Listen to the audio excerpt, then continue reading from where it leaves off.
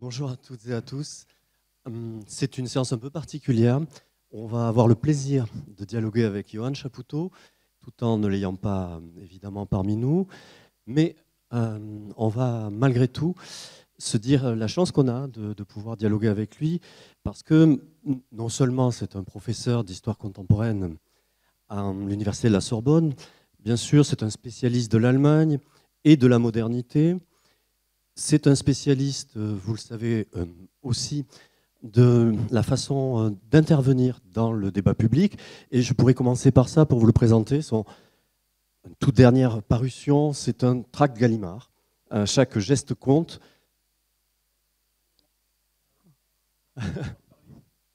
Cher Johan, tu nous entends? Oui, oui, très bien, Olivier, merci. Bon, écoute. Donc c'est bon. Techniquement, nous sommes dans une mise en onde parfaite, comme on disait à l'ORTF Mm. il y a quelques temps. Moi, je te vois très bien là, ça c'est parfait, je te vois apparaître. Donc j'étais en train de dire combien le fait d'être ici en séance publique, mais dans le cas d'un engagement humaniste, était quelque chose qui te correspondait, puisque ta dernière parution qui s'appelle Chaque geste compte pour ce qui est d'un tract, c'est-à-dire l'intervention dans le champ public d'un spécialiste de l'histoire et de la culture comme toi, venait avec Dominique Bourg nous dire qu'il fallait se lever contre l'impuissance publique. Alors, tu le fais à partir de ce qui est ton champ de compétences, c'est-à-dire l'histoire. Et le mieux dans un salon du livre d'histoire, avant de te laisser la parole, c'est de présenter ta biographie intellectuelle, sensible et aussi humaine, à la façon dont on peut la lire dans tes livres, c'est-à-dire comme un portrait paysage. Et tes livres offrent un portrait paysage qui déjà, pour ta génération, est absolument remarquable.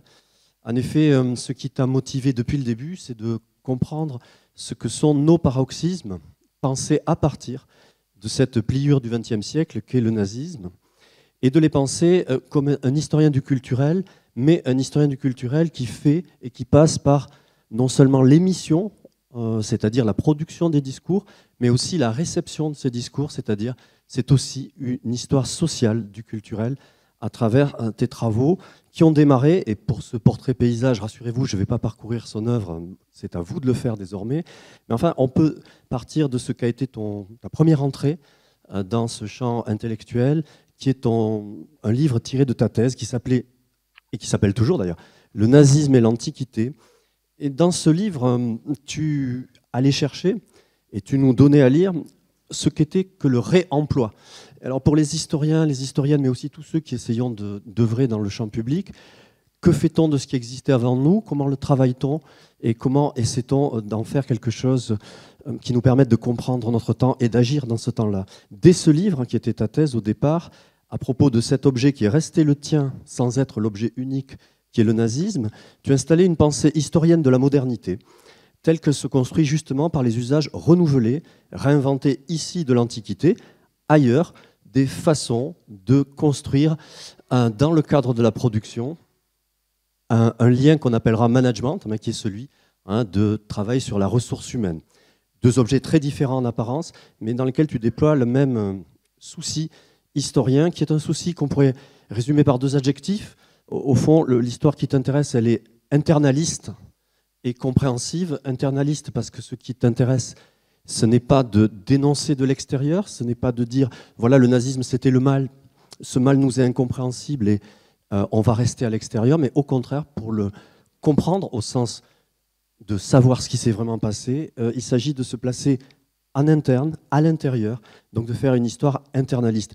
Tu as déployé cette histoire à peu près, et c'est ça là où le portrait paysage est un véritable panorama, dans tous les champs ou presque de l'écriture historienne, que ce soit celle, et ici je vois des étudiants aussi, des manuels alors scolaires, non, universitaires, des choses qui font, comment dire ça, référence désormais.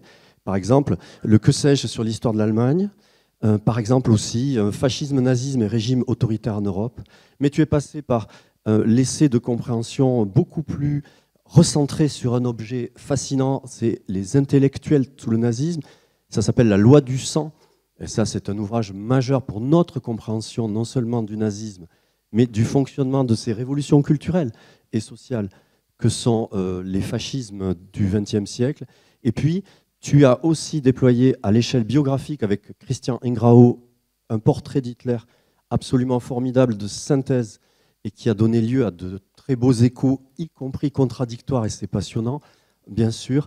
Et enfin, récemment, tu as publié 2 livres successivement, qui sont Le Grand Récit, Introduction à l'histoire de notre temps, que je recommande à tout le monde, et dans ce cénacle particulièrement, parce que son objet est un objet qui nous passionne, c'est comment est née notre modernité, comment sommes-nous devenus des contemporains par le passage des grands récits du théologique au politique. Que signifie passer du théologique au politique pour construire la vision que nous avons du monde qui nous entoure? Et ça, c'est un livre qui porte un sous-titre remarquable, Introduction à l'histoire de notre temps. Oui, notre temps s'est bien construit dans ce passage du théologique au politique, avec peut-être des retours au théologique, mais c'est une autre histoire, celle qui est avec nous et devant nous. Et enfin, et c'est l'objet aujourd'hui de notre rencontre, il y a ce qu'on pourrait imaginer comme un pas de côté, ce livre sur le management du nazisme à aujourd'hui. Que vient faire un historien dans l'histoire du management? Pourquoi s'en saisit-il? Et puis, comment s'en saisit-il? Alors là, c'est à toi de nous le dire, et donc c'est à toi de parler maintenant. Merci infiniment, Olivier, pour cette présentation. Est-ce que vous m'entendez? Vous m'entendez bien? Oui. Merci infiniment pour cette présentation, Olivier. Merci pour cette invitation au Salon du Livre maçonnique. Je suis vraiment navré de ne pas être parmi vous aujourd'hui. Des circonstances familiales m'en empêchent et j'en suis d'autant plus désolé que je suis très volontiers présent à Toulouse, dont je ne vais pas vous vanter les charmes et les mérites puisque vous les connaissez mieux que moi. En tout cas, moi, je les apprécie d'autant plus que j'y rencontre des amis comme Olivier Loub, avec qui nous partageons une même conception de l'histoire comme science humaine, comme science, comme discipline humaniste et comme discipline qui nous permet de mieux comprendre l'homme et peut-être aussi de mieux traiter les êtres humains. En tout cas, je peux vous dire que lorsque l'on travaille sur le nazisme, c'est la première idée que l'on en retire, hein, mieux traiter les êtres humains, mieux vivre notre humanité.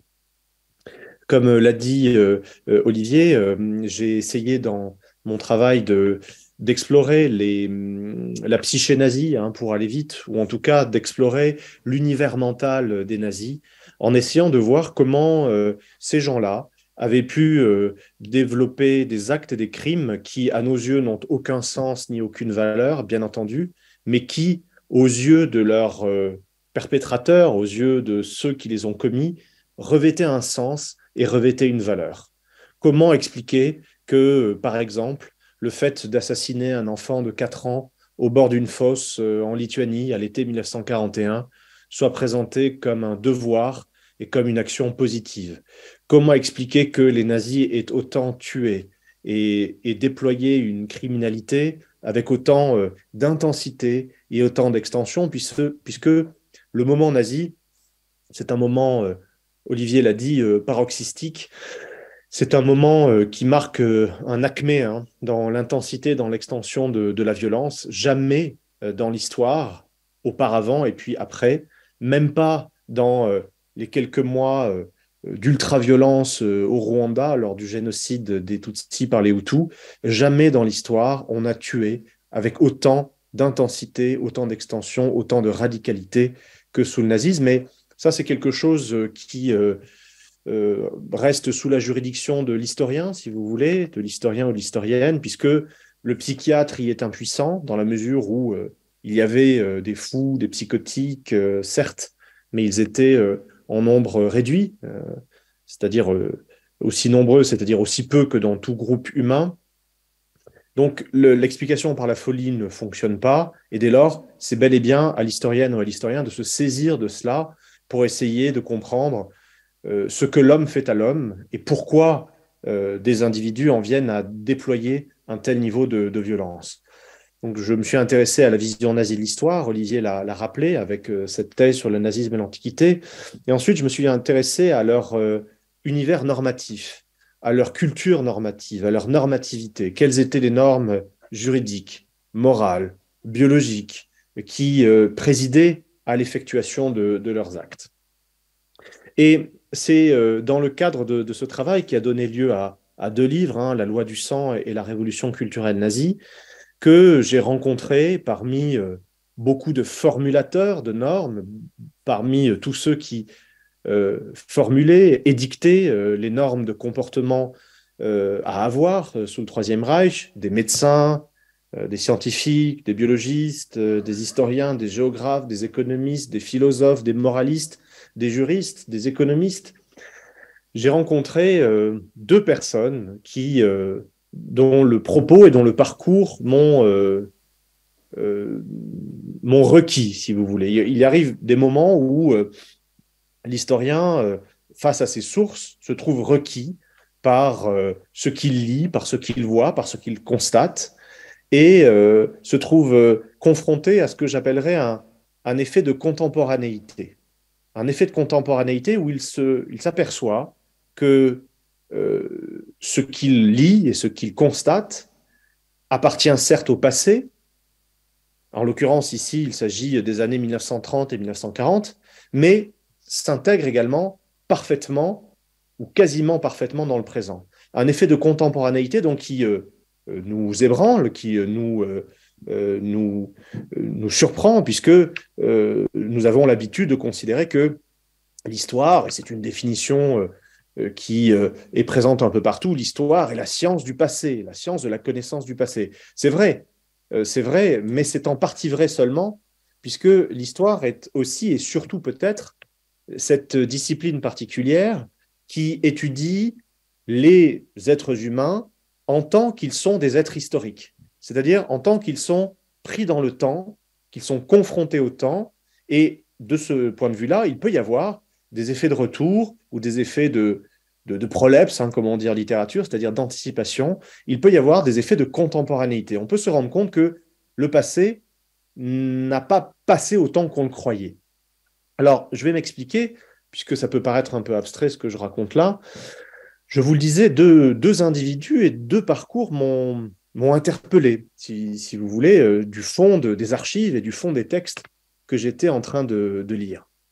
Le premier individu qui m'a interpellé, c'est un docteur en agronomie. Il s'appelait le docteur Herbert Backe.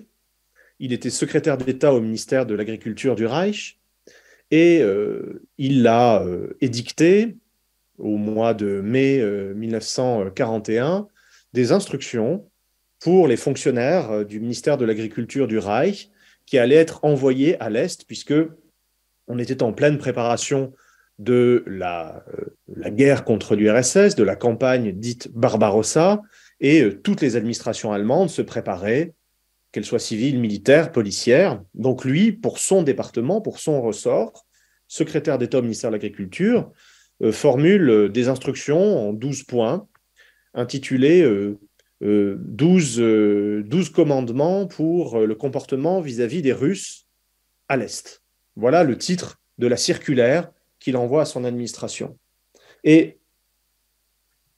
dans ce document-là, rédigé par donc un homme qui est un haut fonctionnaire, qui est un docteur en agronomie, qui a un parcours universitaire donc complet, qui est par ailleurs général de la SS, à titre honorifique, hein, la SS essayait de soigner ses réseaux en conférant des grades honorifiques à beaucoup de hauts fonctionnaires, à beaucoup d'universitaires pour se rallier la plus large participation, la plus large adhésion possible au sein du régime. Et donc, dans ce document, Herbert Backe dit des choses que moi, en tant qu'historien, je m'attendais très naturellement à lire dans un document rédigé par un nazi convaincu, un général de la SS, qui enseigne à ses fonctionnaires que l'Allemand doit se comporter à l'Est comme un seigneur et maître, il est en terre coloniale, il ne doit jamais se disputer avec un autre Allemand devant un Slave, il ne doit parler aux Slaves qu'avec autorité, fermeté et sans aucune explication, il ne doit pas hésiter à frapper le Slave, tel qu'un seigneur colonial le ferait dans n'importe quel empire colonial, hein, que ce soit l'Empire français ou l'Empire britannique à cette époque. que par ailleurs, les Russes sont des animaux tout à fait particuliers qui ont des estomacs élastiques, dit-il.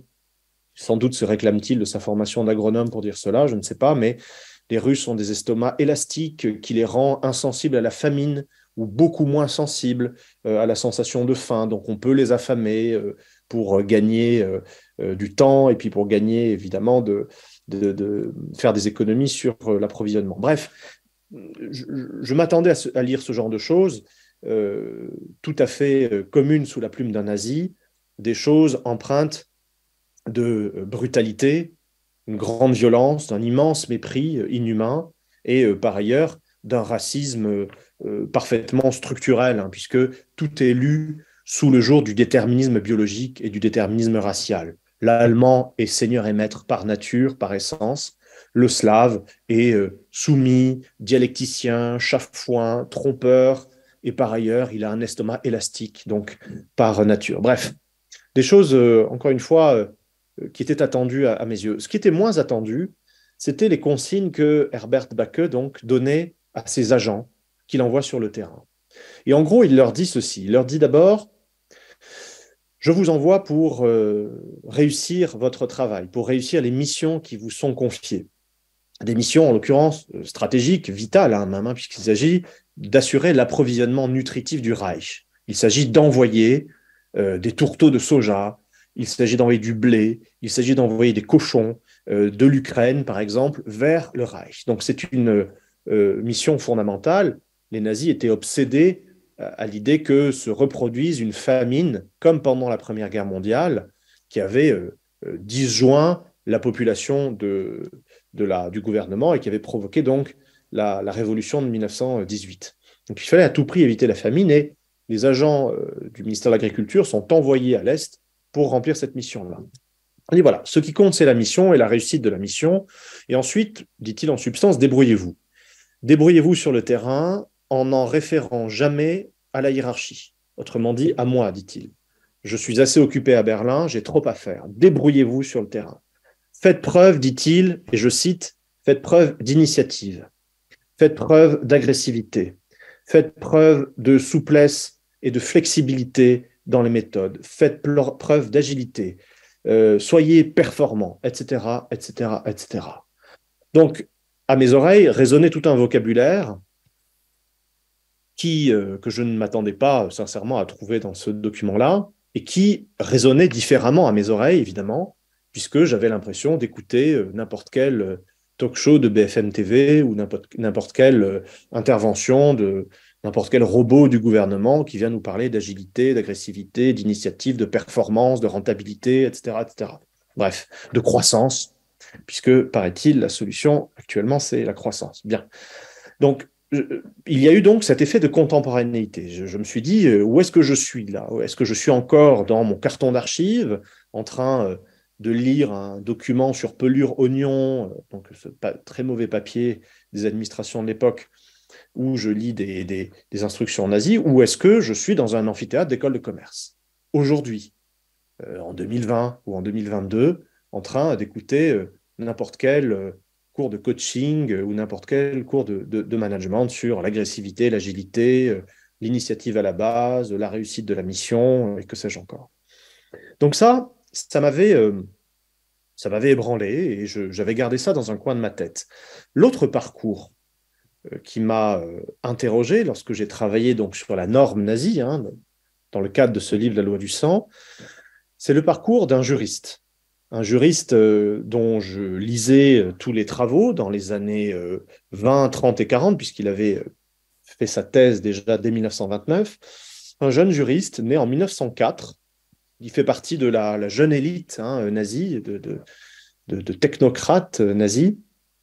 Un juriste qui s'appelait Reinhard Höhn. Reinhard Höhn, qui est docteur en droit et qui, à partir de 1934, du fait de son appartenance au parti nazi et à la SS, se retrouve nommé par décret professeur à l'université de Berlin. Et parallèlement, directeur d'un institut de recherche intitulé l'Institut de recherche sur l'État, Institut für Staatsforschung en allemand. Et en voyant un petit peu le parcours de cet individu, c'est ce que j'ai essayé de faire pour à peu près tous les gens que je lisais, que j'étudiais, je me suis rendu compte qu'il a eu une seconde vie après 1945. En 1945, il est jeune, il a 41 ans. Il a 41 ans, il est général de la SS, il est professeur à l'Université de Berlin. Sa carrière, évidemment, rencontre un coup d'arrêt du fait de l'effondrement du Troisième Reich. Il a une période difficile, mais dès les années 1950, on retrouve cet homme-là avec pignon sur rue, un revenu tout à fait abondant, qui le situe dans la catégorie des riches, si vous voulez, grande villa, plusieurs automobiles, et on le retrouve, en l'occurrence, fondateur et directeur d'une école de commerce, en l'occurrence de la plus grande école de commerce allemande, la plus grande école de management, comme on dirait aujourd'hui, qui est intitulée Akademie für Führungskräfte, l'Académie des forces de direction, l'Académie des directeurs de Bad Harzburg en Basse-Saxe. Bon. Il est par ailleurs auteur d'une vingtaine de manuels de management. Il est également l'inventeur d'un modèle de management tout à fait particulier qui a été dominant dans l'espace germanique, Allemagne, Suisse alémanique, Autriche, jusqu'aux années 70, et qui s'appelle le management par délégation de responsabilité. J'aurai sans doute l'occasion de revenir là-dessus. Management par délégation de responsabilité qui a été adopté par toutes les entreprises allemandes de l'époque, toutes les entreprises qui ont fait ce que l'on appelle le miracle économique allemand, qui n'a rien de miraculeux, qui est tout simplement la période de très forte croissance après 1945 en Allemagne de l'Ouest. Et dans cette école, qui est très mal connue parce que les archives sont, c'est assez curieux d'ailleurs, très difficilement accessibles, voire ont disparu, dans cette école, on retrouve des anciens camarades, comme on dit dans la SS, des gens que Reinhard Höhn a connus pendant sa première vie, sa première carrière de membre de la SS, et qu'il a tout simplement recyclé et recasé. On trouve par exemple le professeur docteur Franz Alfred Six, qui est général de la SS, condamné à Nuremberg à 20 ans de pénitencier pour meurtre de masse, libéré assez rapidement après Nuremberg. Et on retrouve cet homme-là comme professeur de marketing dans cette école de commerce. Et il se trouve que Franz Six a été pendant 10 ans directeur du marketing d'une nouvelle marque d'automobile qui s'appelle Porsche, et qui a été créée donc par l'ingénieur Ferdinand Porsche après 1945. On retrouve comme professeur de droit commercial le commandant SS Justus Bayer, docteur en droit, qui également a été condamné à Nuremberg pour génocide. On trouve aussi comme professeur de développement personnel, de Lebensführung, comme on le dit dans cette école, on retrouve comme professeur de développement personnel le professeur Dr Karl Kötschau, ancien professeur d'hygiène raciale à l'université de Jena, un nazi convaincu qui, contrairement à tous les autres qui ont eu quand même le bon goût, le tact ou la prudence de modérer un petit peu leurs propos après 1945, lui, le professeur Karl Kötschau, n'a jamais fait varier son discours et a continué à dire, urbi et orbi, qu'il fallait assassiner les faibles, les infirmes, les malades, qui étaient autant de bouches inutiles, autant de poids morts, autant de lest inutiles et néfastes à la vie d'un pays et à sa croissance économique. Donc voilà l'univers dans lequel je retrouvais ce juriste, ce docteur en droit, professeur de droit, Reinhard Höhn, après 1945. Et dans le cadre du livre que Olivier Loub a cité, Libre d'obéir, je me suis dit que ce parcours-là, qui résonnait bien sûr avec ce que je vous ai dit de la circulaire d'Herbert Backe, ce parcours-là de Reinhard Höhn nous donnait à penser, en tout cas moi me donnait à penser et me donnait à réfléchir, non seulement sur l'histoire du nazisme, mais également sur notre histoire à nous. D'où le sous-titre de cet ouvrage, hein, le management du nazisme à aujourd'hui, parce que de fait, nous avons un homme qui a fait une carrière brillante sous le Troisième Reich. Pour terminer général de la SS, 41 ans, il faut quand même donner des gages, si vous voulez, d'excellence, de dévouement, de travail. Hein. Et, et jusqu'à aujourd'hui, parce que Reinhard Höhn, qui était né en 1904, est mort à un âge biblique, hein, à l'âge de 96 ans. Il est mort en l'an 2000. Et en l'an 2000, il a fait l'objet de nécrologies toutes plus favorables, laudatives les unes que les autres, puisqu'on soulignait l'excellence intellectuelle et pédagogique de cet homme qui avait su former, en l'occurrence par les cours directement, les cours de séminaire et les cours par correspondance, jusqu'à 700 000 managers allemands et travaillant en Allemagne jusque dans les années 1980.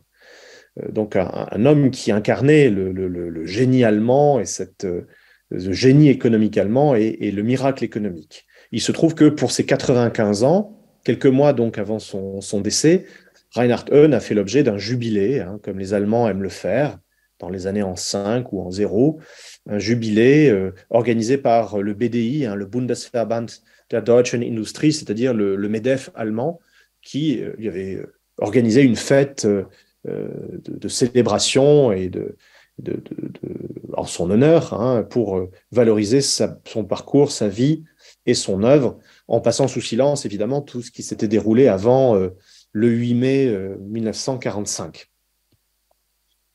Alors, il me semblait donc que ce parcours-là, comme le texte de Herbert Backe, nous donnait à réfléchir sur le nazisme, sur la modernité nazie, sur la manière dont fonctionnait le nazisme, et sur nous-mêmes, sur notre histoire après 1945.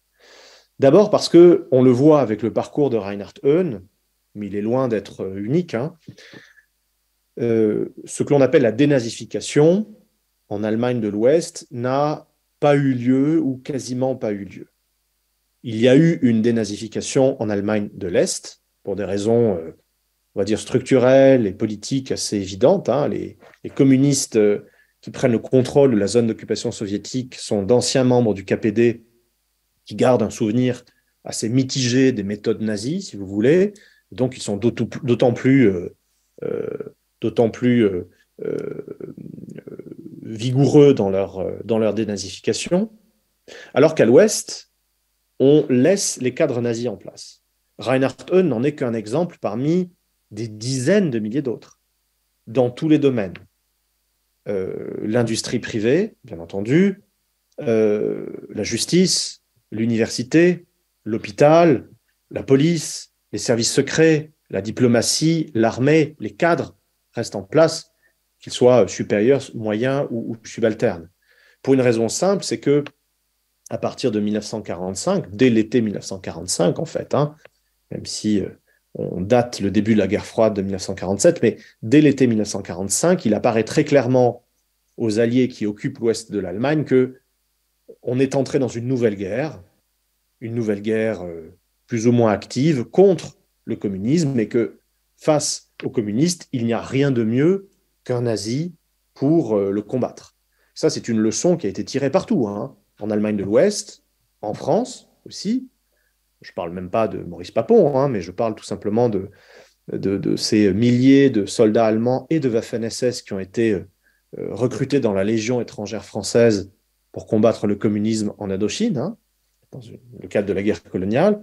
En Amérique latine, en Italie, aux États-Unis, les anciens nazis ont été réutilisés et réemployés pour toute leur qualité. Donc ça, c'est le premier enseignement. Autrement dit, la césure de 1945, que nous célébrons régulièrement et à juste titre, pour ce qui concerne le territoire français, par exemple, il y a bel et bien eu, entre l'été 44 et le 8 mai 45, quelque chose comme une libération. Hein, une libération du territoire, une libération d'une menace. Mais à l'échelle du monde occidental, la césure de 1945 n'est pas si évidente comme le montrent des parcours comme celui de Reinhard Höhn. Ça, c'est le premier enseignement. Ce premier enseignement nous en amène d'autres. Et c'est particulièrement visible, vous l'avez un petit peu vu déjà dans la circulaire de Herbert Backe, c'est particulièrement visible dans l'activité de quelqu'un comme Reinhard Heune.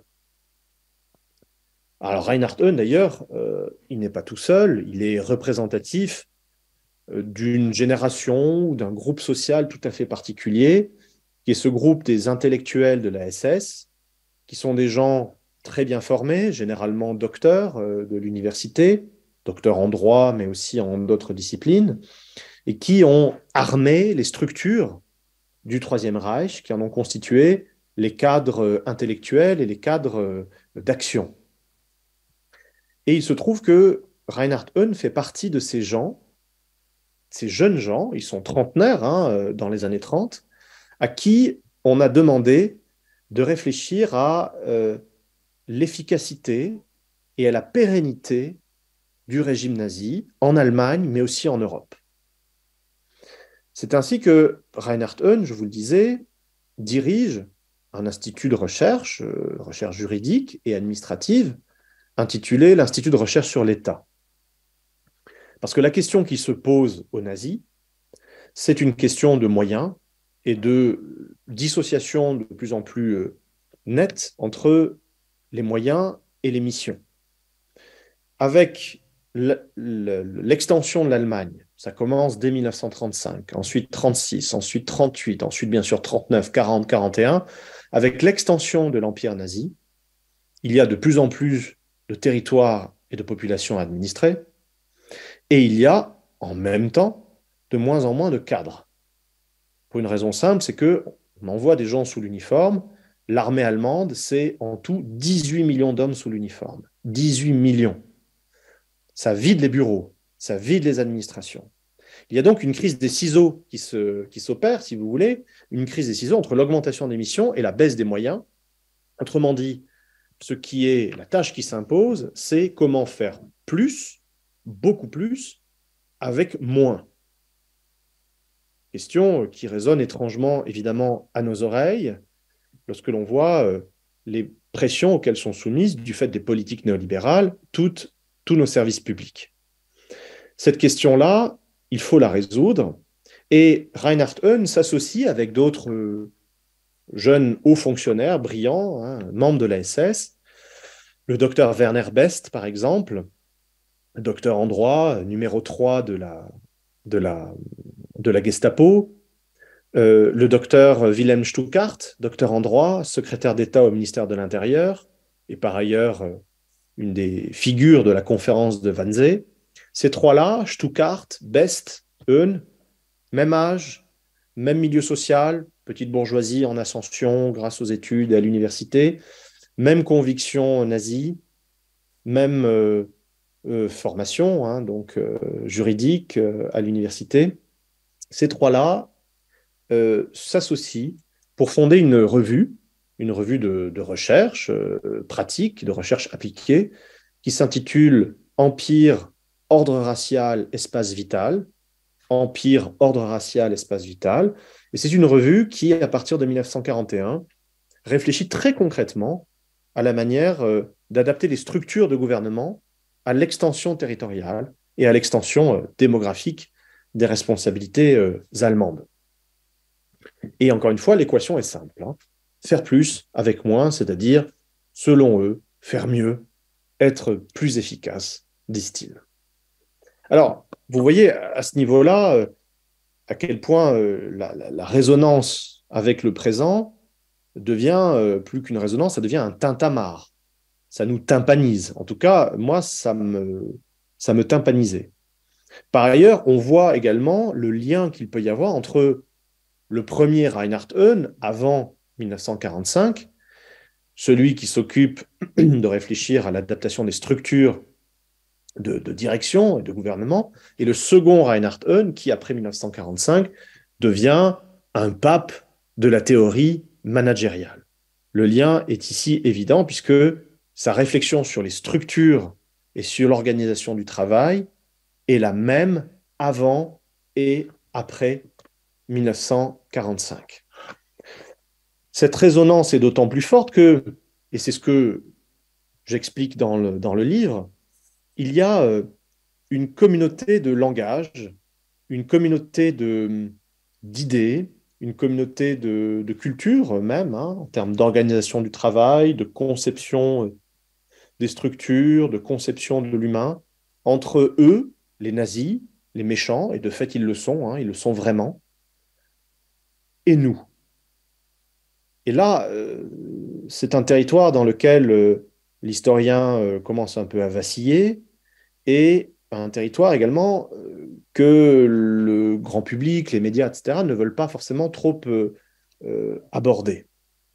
Or, ça saute aux yeux lorsque on lit tout simplement les textes nazis, lorsqu'on lit la manière dont ils se représentent l'homme, l'espace, le temps, la production, le travail.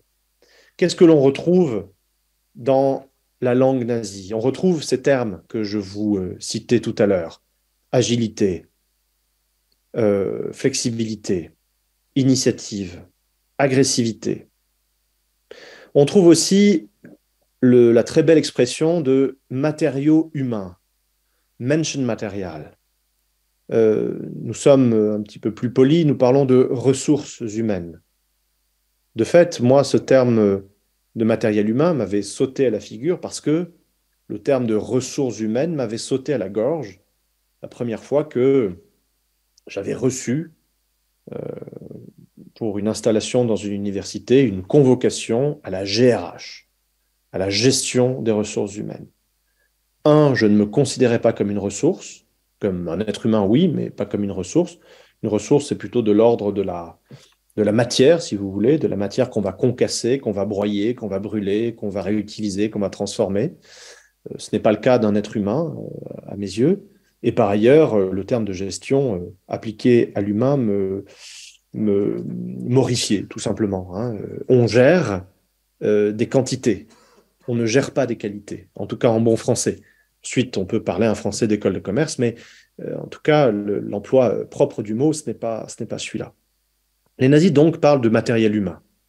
Ils parlent aussi de performance, de rentabilité, de rendement, avec un mot qui est omniprésent, très récurrent dans leur discours, dans leur langue, dans leurs écrits, qui est le terme de Leistung ou de Leistungsfähigkeit, de capacité à faire, littéralement, ce terme veut dire cela. C'est un terme qui veut dire performance, rentabilité, rendement, et qui est absolument cardinal pour évaluer la valeur d'un individu.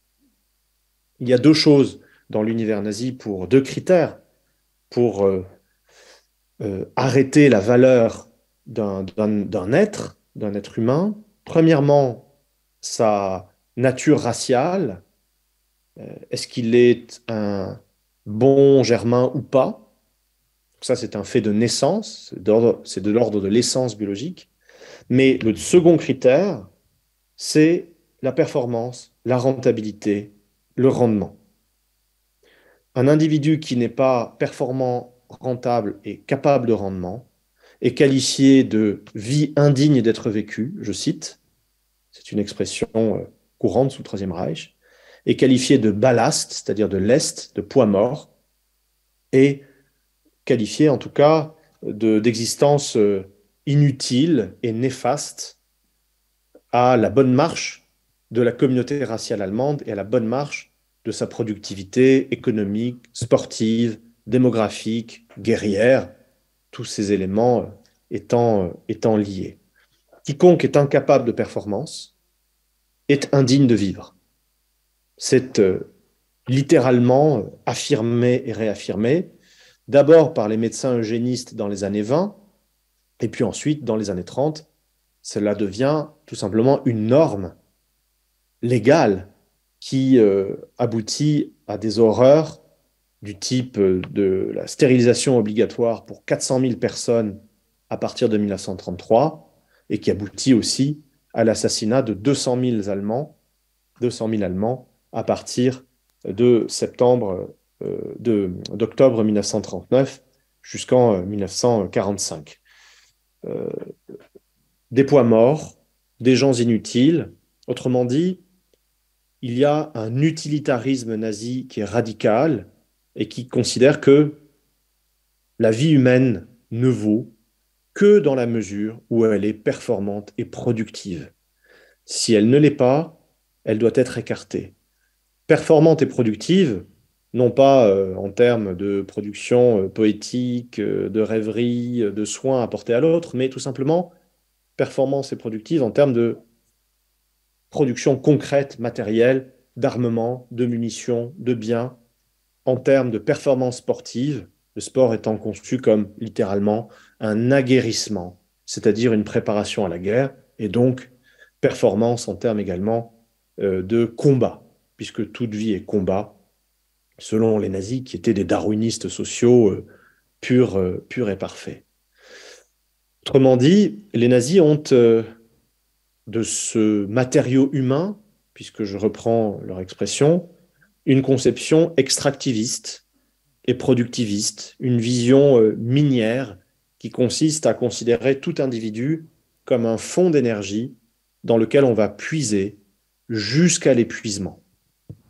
C'est à son terme, au terme de cette logique, la réalité des camps de concentration. Je ne parle pas des centres de mise à mort, hein, je parle des camps de concentration où les détenus sont considérés comme un simple fond d'énergie dans lequel on va puiser jusqu'à leur épuisement, c'est-à-dire jusqu'à leur mort, jusqu'à leur extinction, jusqu'à l'extinction de la force de travail. J'insiste là-dessus puisque les mêmes entreprises qui, après 1945, vont envoyer leur manager chez Reinhard Höhn dans son école de commerce, ces mêmes entreprises ont bénéficié avant 1945 de la mise à disposition par la SS de la main-d'œuvre concentrationnaire à un prix d'amis, à un prix de location qui défiait absolument toute concurrence puisque c'était une somme modique. Autrement dit, le gain de plus-value était extrême dans les camps de concentration. Pour une raison simple, c'est que ce que l'on appelle la loi des reins des salaires depuis Karl Marx, pardon de le citer, depuis le Capital, ce que l'on appelle la loi des reins des salaires, c'est-à-dire le fait de donner de l'argent à la force de travail pour qu'elle puisse se nourrir et donc se renouveler et donc revenir travailler. Donc ce minimum-là n'était même pas respecté dans les camps de concentration puisque l'afflux de main-d'œuvre était permanent. Le turnover, comme on dit aujourd'hui, était tel qu'on pouvait laisser mourir en masse sans nourrir, sans donner de nutriments, ou si peu, puisque on n'avait pas à se soucier de la simple survie de la force de travail. On ne peut ici avoir qu'une petite pensée peut-être rapide, trop rapide dans les médias en ce moment, je trouve, pour les 6 à 15 000 morts des stades du Qatar où se déroule une compétition absurde d'un point de vue économique, juridique, écologique, humain, tout simplement du point de vue de la décence. On fait travailler donc jusqu'à l'épuisement et jusqu'à la mort. Donc cet utilitarisme nazi-là, hélas, nous voyons sa perdurance dans le monde contemporain. Que vaut la vie d'un détenu de camp de concentration pour un sous-lieutenant SS? Que vaut la vie d'un travailleur du Bangladesh pour un émir du Qatar? À peu près la même chose, manifestement. Ce que l'on voit également dans le parcours et le travail de Reinhard Höhn, c'est la réflexion qu'il mène sur l'État. Je vous le disais, il dirige un institut intitulé l'Institut de recherche sur l'État. Et ce que j'explique dans le livre, c'est que les nazis, contrairement à ce que l'on croit, et là aussi, ça les rend, hélas, contemporains de notre présent, on va dire, néolibéral depuis les années 1970, d'affaiblissement de l'État, d'affaiblissement de la puissance publique. Les nazis étaient des anti-étatistes convaincus. Et ça, c'est surprenant parce que nous avons tous pieusement appris que les totalitarismes reposent sur des États totalitaires, etc. C'est vrai dans le cas du stalinisme, c'est vrai dans le cas du fascisme italien, c'est faux dans le cas de l'Allemagne nazie.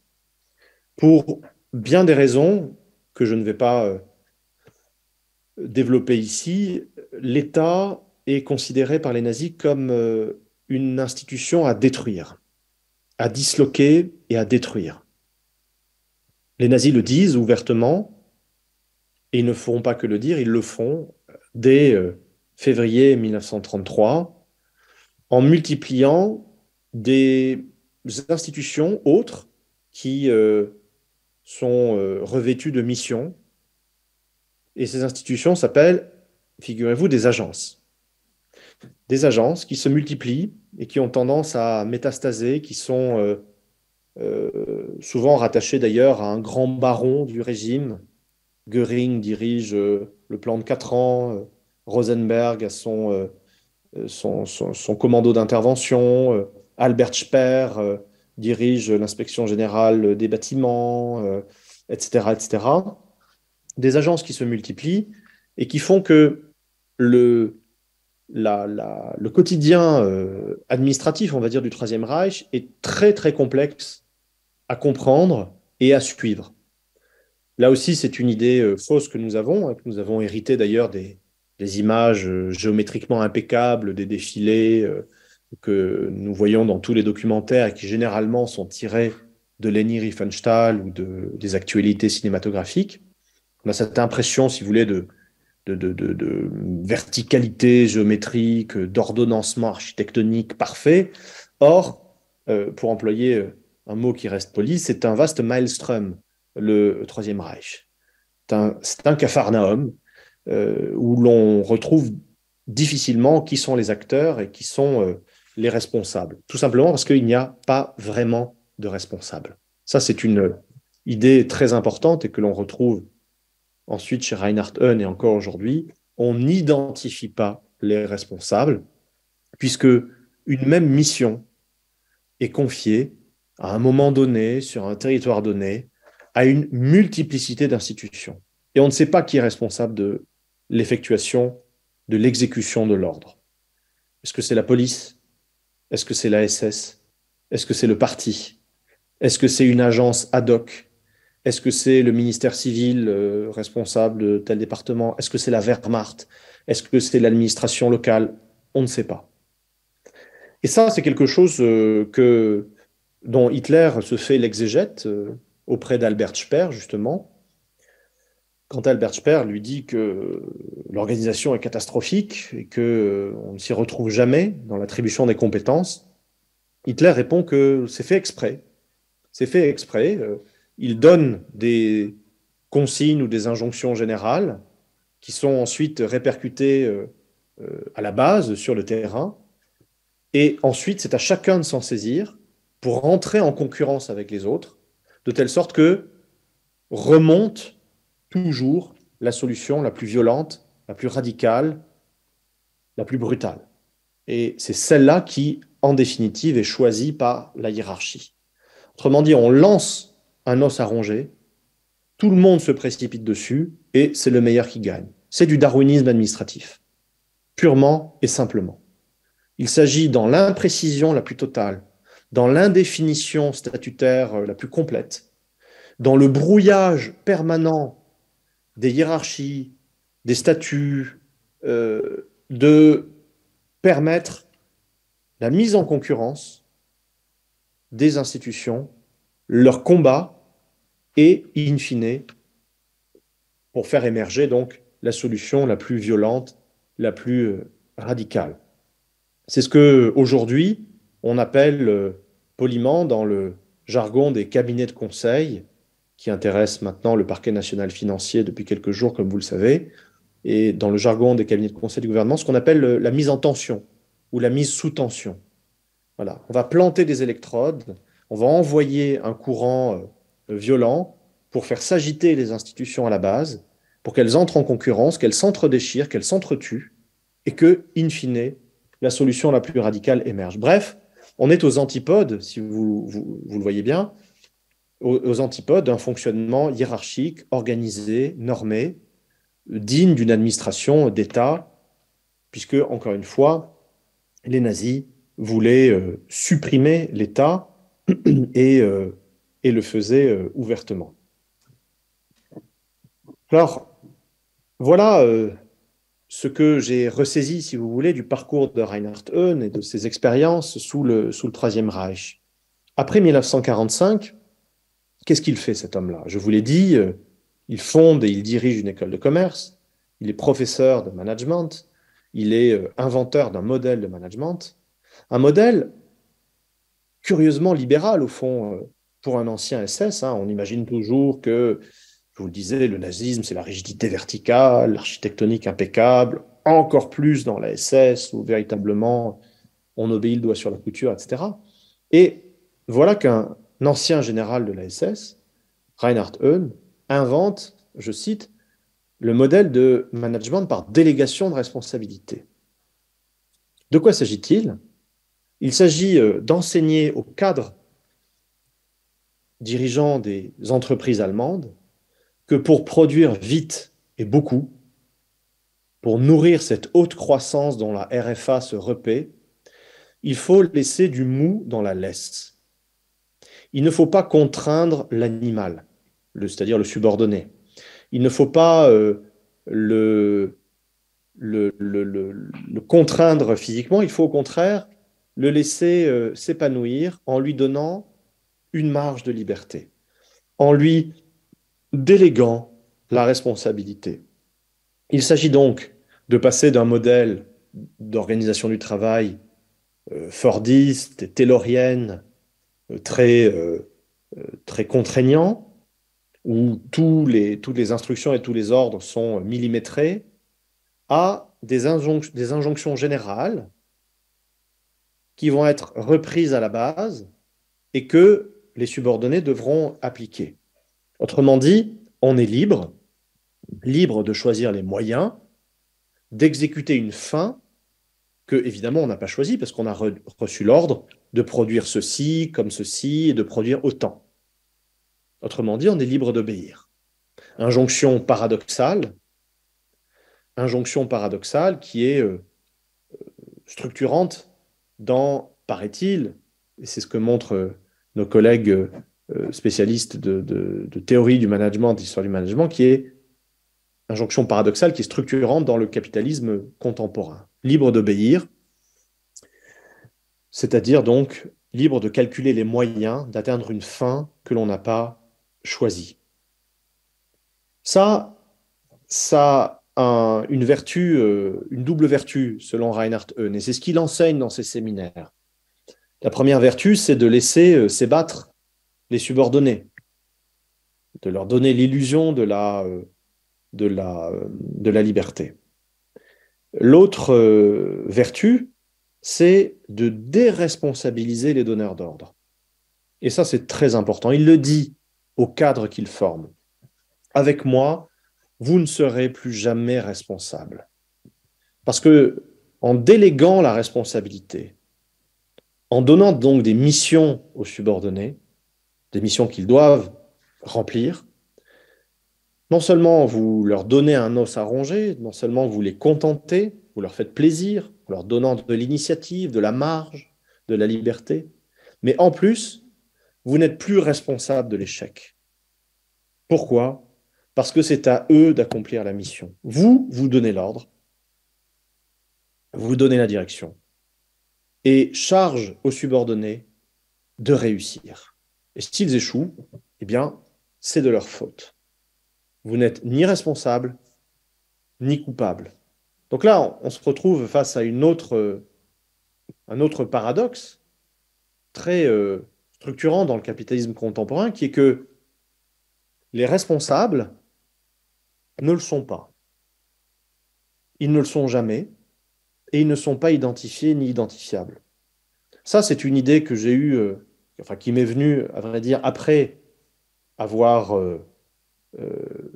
rédigé cet ouvrage. Il se trouve que j'ai fait une conférence devant le staff des officiers du porte-avions Charles de Gaulle il y a quelques mois sur le porte-avions.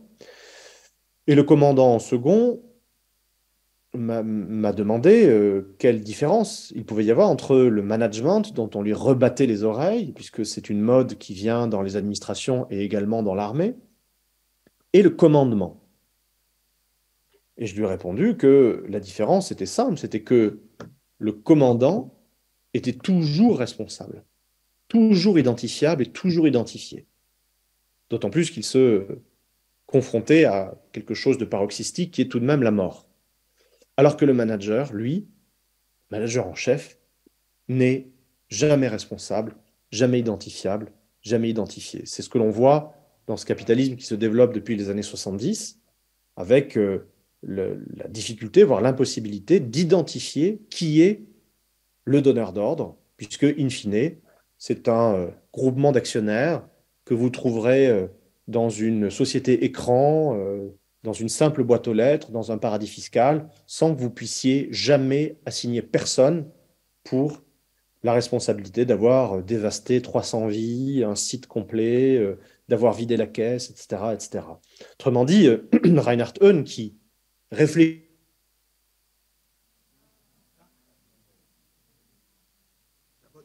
à cette théorie du management, c'est 1952, eh bien, Reinhard Heune est un visionnaire et un pionnier. Et il a quelque chose d'assez remarquable de ce point de vue-là. Là où les choses deviennent encore plus intéressantes, c'est que Reinhard Heune n'a pas inventé ce management par délégation de responsabilité. Il l'a observé, il l'a induit de pratiques allemandes qui existent depuis bien longtemps. D'abord, l'organisation de l'armée prussienne. Et là aussi, c'est si vous voulez, une autre idée reçue que le livre vient battre en brèche. On a l'impression, là encore, que l'armée prussienne, c'est une verticalité minérale, c'est une chaîne d'ordre épouvantable, sans discussion et sans marge possible.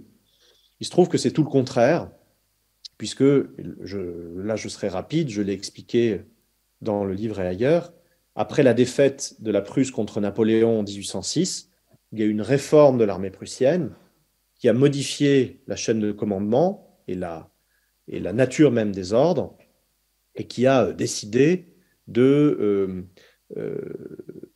d'adopter ce que l'on appelle la tactique par la mission.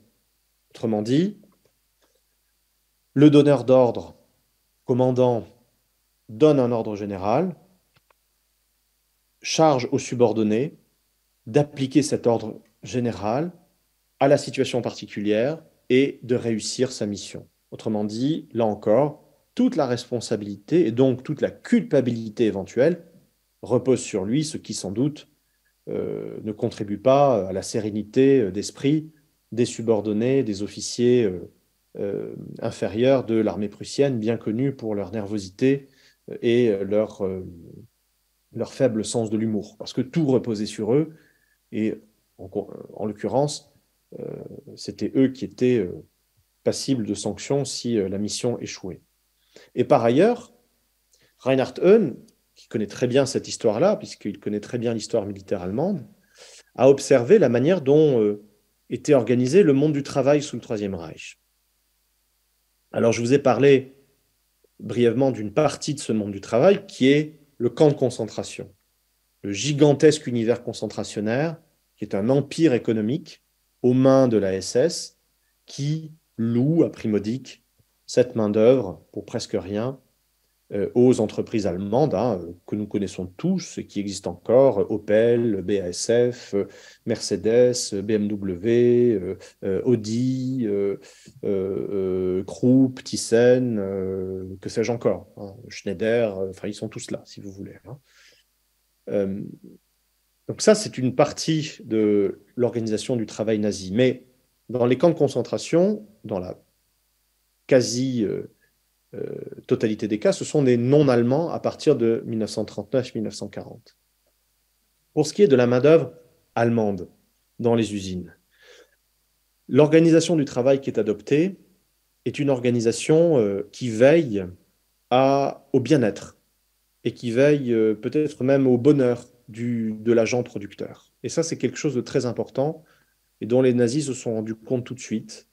On ne peut pas exiger de l'industrie allemande une augmentation folle de la production d'armement notamment, si on adopte une méthode de coercition, de contrainte et de violence à l'égard des ouvriers allemands et des employés allemands. Il faut veiller à leur bien-être. C'est pour cela que se crée au sein du syndicat unique, qui s'appelle le Front allemand du travail, se crée une agence qui s'appelle l'organisation Kraft durch Freude, la force par la joie, qui veille à l'hygiène, à l'ergonomie, au loisir des ouvriers, qui construit des paquebots, qui construit des centres de vacances, des stations de montagne, des stations balnéaires intégrées, comme celle de Prora-Rügen, avec 20 000 lits, un hôtel dont la façade fait 6 km en bord de mer, sur la Baltique. On veille à leurs vacances, on veille aux congés payés que les nazis instaurent en Allemagne, on veille aux sorties culturelles, aux randonnées. Bref, on veille également à la décoration, à l'aération, à l'hygiène, aux concerts, aux projections sur les lieux de travail. Bref, toute chose qui résonne aussi dans notre monde contemporain où les, les happiness managers existent dans l'organisation du travail, puisque l'on doit combler le producteur, non pas par philanthropie, non pas par humanisme, mais tout simplement par souci d'une productivité maximale ou au moins optimale. Il faut veiller à ce que le producteur soit suffisamment content pour bien produire et bien travailler. Donc ça, ce sont des choses, encore une fois, que Reinhard Heune a observé. Et ce n'est pas un hasard si il demande à un médecin nazi, donc le professeur Kutschau de l'université de Jena, professeur d'hygiène raciale, de venir faire des cours de développement personnel dans son école de commerce. Il faut veiller, évidemment, au bien-être. Alors, je pourrais continuer longtemps sur les linéaments de cette histoire-là et montrer comment, au fond, un individu qui nous paraît bien lointain, un général de la SS, on voit des photos en noir et blanc, on voit les uniformes, appartient de fait à notre monde. Autrement dit, la césure de 1945 dont nous nous prévalons est quand même bigrement poreuse. On le voit à l'exemple de cette biographie, à l'exemple de ce parcours, à l'exemple également de ces idées, de ces mots, de ces raisonnements, de ces rapports à l'économie, de ces rapports à l'être humain, de ces rapports au temps, qui ne sont pas singulièrement différents des nôtres. La preuve, c'est que un nazi authentique, enfin, on fait rarement mieux qu'un général SS, en l'occurrence, a pu poursuivre une carrière couronnée de succès, de gratification académique, éditoriale, sociale, financière, pédagogique, après 1945. C'est un parcours qui interroge, comme interrogeait également, je vous le disais, la circulaire de Herbert Backe que je vous citais. L'enseignement de tout cela, c'est quoi? C'est que les nazis dont nous considérons pour nous en protéger, et je n'étant pas plus éclairé qu'un autre, j'ai commencé à les aborder comme cela. Les nazis ne sont pas cette aberration ou cette anomalie, ne sont pas cette exception que nous considérons enclose dans les frontières chronologiques de 1933 et de 1945. Un tout refermé sur lui-même et qui, heureusement, s'est achevé avec la victoire des Alliés en 1945. Les nazis, et je le disais sur ce mode-là à mes étudiants il n'y a pas si longtemps, les nazis n'appartiennent pas à l'univers de la Papouasie du XIVe siècle. Ils sont bel et bien d'Europe et d'Occident au XXe siècle. Ils sont bel et bien de notre temps et de notre lieu. C'est très désagréable, c'est très pénible, mais c'est aussi et sans doute très riche d'enseignements pour ce que nous vivons aujourd'hui en termes d'organisation économique, en termes de géopolitique, en termes de traitement des êtres humains et en termes de dévastation de la Terre. Je vous remercie pour votre attention.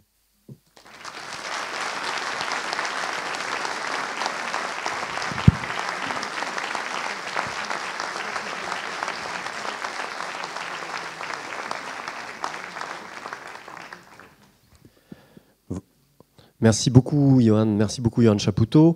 Le temps est venu des questions. Elles vont se dérouler dans un dispositif, évidemment, qui est un peu contraignant, puisqu'il faudra venir à ce micro afin que Johan Chapoutot vous voit et puisse vous répondre, cette fois-ci, en ayant un vrai face-à-face. Et comme d'habitude, la première question est toujours la plus délicate à poser. Je vais m'en charger. Mais je veux bien laisser la place si quelqu'un souhaite immédiatement rentrer dans l'échange. Ah, ben venez, donc je garderai la mienne. C'est celui-ci, parfait. Merci beaucoup, monsieur. Jacques Galins, professeur émérite de l'Université de Toulouse.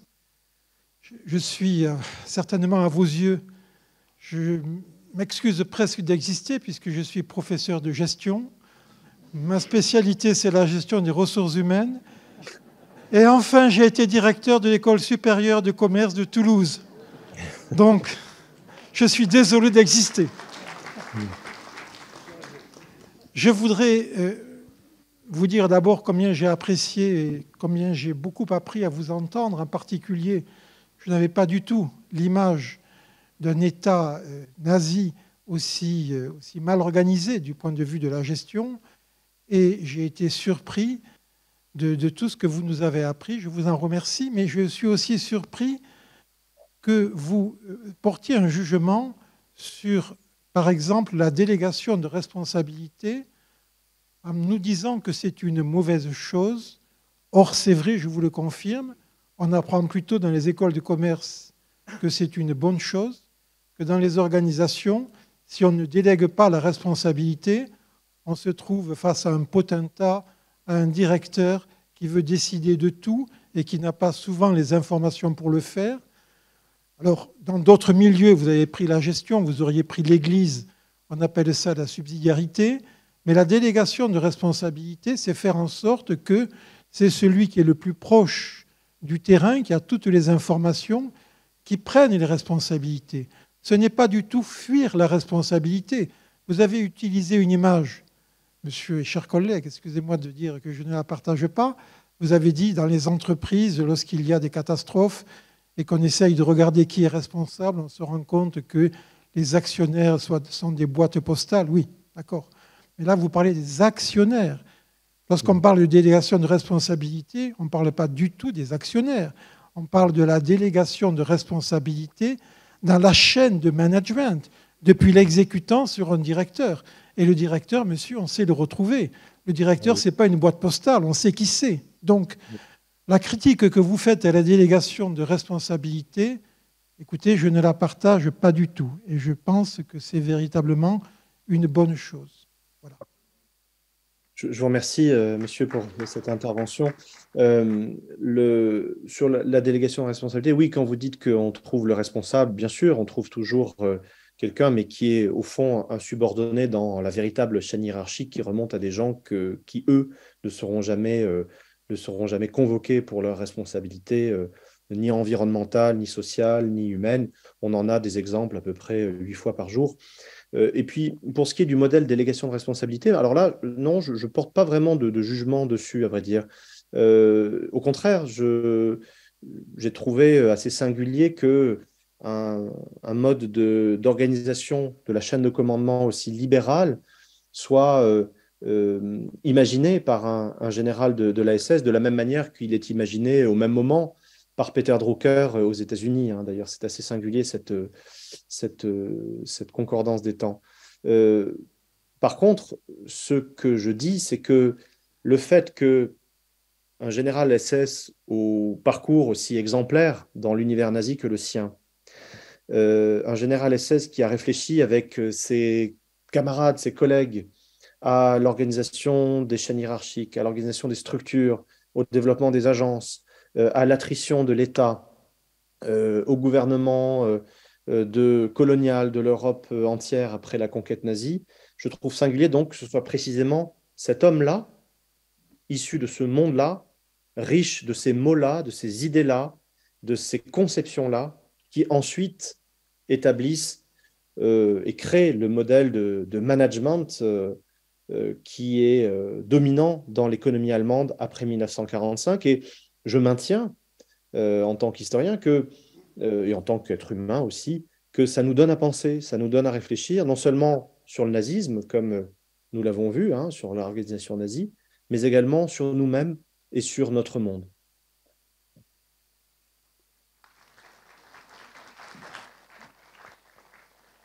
Bien, on est entré directement dans le cœur de la question et on vous remercie encore pour cette question-là. Qui d'autre souhaite prendre la parole? Elle est à vous. Oui, bonjour Pascal Gassio. J'ai lu votre livre l'été 2020 et je suis resté, comme ceux qui le lisent en général, plutôt scotché dans ce qu'on apprend et dans ce que ça nous ouvre comme perspective de réflexion. Il se trouve qu'à côté de cette lecture, j'étais en train de commencer à réfléchir à la rédaction d'un rapport de l'Observatoire toulousain des pratiques policières. Vous allez me dire quel est le lien entre les deux. Le lien entre les deux, c'est qu'on a un ministre qui s'appelle Darmanin, qui a pondu un schéma national du maintien de l'ordre. Et quand j'ai lu ce document pour l'analyser, pour faire un rapport de l'Observatoire des pratiques policières sur le schéma national du maintien de l'ordre en France, me sont remontées, à la lecture de vos bouquins, des images que nous avons vécues à Toulouse sur l'organisation des policiers lors du maintien de l'ordre et ce qu'en disait Darmanin, en fin de compte, dans son schéma. Et j'ai retrouvé exactement le schéma que vous développez dans vos analyses. Le schéma qui est de dire, en gros, il y a des chefs tout en haut qui disent, voilà l'objectif, il faut que la ville de Toulouse soit calme cet après-midi parce qu'il y a les gilets jaunes sont en train d'énerver tout le monde. Et puis à partir de là, sur le terrain, les officiers de police judiciaire, ceux qui pilotent, vous faites ce que vous voulez pour arriver au résultat annoncé. Darmanin l'écrit tel quel, et c'est ce que nous avions constaté dans les rues de Toulouse, où on s'interrogeait les observateurs des pratiques policières sur le fait que, suivant l'officier de police judiciaire qui pilotait les troupes sur le terrain, on n'avait absolument pas la même attitude des policiers. Des fois, ils nous tiraient sur la gueule au bout de 5 minutes, des fois, ils prenaient du temps, ils faisaient de la pédagogie, ça pouvait durer une demi-heure, et puis ne pas avoir lieu, en fin de compte, etc. Et j'ai compris, en fin de compte, en lisant vos bouquins, j'ai fait le lien, et je me suis dit, mais c'est dingue, même dans la police française aujourd'hui, on est sur les mêmes bases que vous définissez dans votre bouquin sur cette notion de management sur le terrain et de laisser aux intermédiaires, en gros, pas aux chefs, aux intermédiaires, le soin de décider de l'utilisation, pas de la force, et des manières d'atteindre l'objectif qui est de ramener le calme pour qu'on puisse consommer tranquillement dans les rues de Toulouse un samedi après-midi. Et voilà, je voulais faire cette remarque-là parce que ça montre en fin de compte que ces théories-là ne sont pas complètement en l'air, mais qu'elles infusent, y compris dans nos administrations, y compris dans la police française. On a effectivement aujourd'hui un schéma d'organisation de la police sur le terrain qui ressemble de manière assez étrange à ce que vous racontez sur l'armée allemande et sur la pratique et tout. Donc voilà, c'est un témoignage que je voulais faire, mais qui me semble un peu pertinent au titre de ce qu'on a vécu à Toulouse pendant pas mal de mois. Voilà, merci. Merci beaucoup, monsieur, pour cette intervention qui rejoint ce qu'on constate dans à peu près toutes les villes françaises. Ça participe, ce que vous décrivez, de ce qu'on appelle la mutation du schéma du maintien de l'ordre et des doctrines du maintien de l'ordre à la française, qui, avant 2018, reposait sur l'évitement du contact, et qui, depuis 2018, parce que le pouvoir actuel a eu très peur, y compris physiquement, repose au contraire sur le contact le plus rapide et le plus violent possible. Et ce genre de choses, les policiers en souffrent eux-mêmes, et notamment ceux qui sont véritablement formés et qui encadrent le maintien de l'ordre, puisqu'ils voient arriver d'autres types de policiers, comme les BAC par exemple, qui n'ont aucune formation de ce point de vue-là, et qui sont lâchés dans les rues à faire à peu près n'importe quoi, l'appréciation étant laissée à l'officier commandant sur le terrain, ce qui donne lieu à des différences de traitement ahurissantes dont vous avez porté témoignage. Eh bien, cette différence-là, par cette délégation ultime de responsabilité, ça participe tout simplement de la déstructuration de l'État, qui est à l'œuvre Alors, les historiens, les sociologues et les politistes contemporains le montrent bien depuis le début des années 80, hein, ce qu'on appelle le néolibéralisme. Ça s'est accéléré en France à partir de 2007, à partir du quinquennat de Nicolas Sarkozy, et puis ça a repris à partir de 2017, puisqu'on a une véritable perpétuation, hein, de la déstructuration, de la destruction de l'État en France depuis 2017, qui touche absolument tout, hein. La police judiciaire en ce moment, le Quai d'Orsay, l'hôpital, toutes les administrations en général, l'ONF, Météo France, hein, en plein dérèglement climatique, on détruit l'ONF et Météo France. Il faut m'expliquer la logique. L'hôpital, bien sûr, puisqu'on ferme 5500 lits en pleine année de pandémie, alors qu'on a confiné un pays parce qu'il n'y avait pas assez de lits à l'hôpital. Enfin bref, tout cela participe de la déstructuration complète, de la destruction des structures de l'État, de la destruction également de l'égalité du citoyen devant l'État, puisque selon la tête du client, selon la tête du capitaine, vous serez soit flashballé tout de suite, soit vous aurez droit à une pédagogie parlementaire, et la destruction des statuts. Et ça, c'est un mouvement auquel on assiste actuellement et qui est source de désarroi, hein, pour les personnels des services publics qui ne savent absolument plus comment remplir leur mission. Et ça touche aussi les policiers, puisque quand vous discutez avec eux, ils vous disent très clairement que l'invasion de ces indicateurs de performance, hein, je cite, date du quinquennat Sarkozy, à un moment où on leur a demandé de faire du chiffre pour faire du chiffre, au détriment de tout contact et de tout dialogue avec la population. Et ça, c'est quelque chose qui les a fortement ébranlés et qui est une source de souffrance dans la police aussi, hein. Merci beaucoup. Une autre intervention, une autre question? Oui, si vous pouvez venir, s'il vous plaît.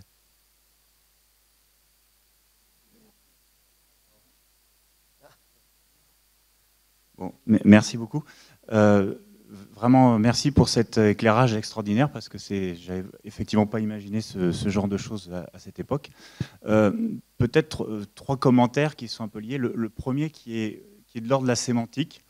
Vous avez parlé du mot responsable, et en fait, en anglais, on sépare le mot accountable et responsible. Et je me suis posé la question si déjà en allemand il y avait ces deux terminologies, et si effectivement ça pourrait pas être une manière en fait d'arrêter ce côté où effectivement on est responsable de rien, parce qu'en fait on est accountable de quelque chose. Donc ça, ce serait le premier point.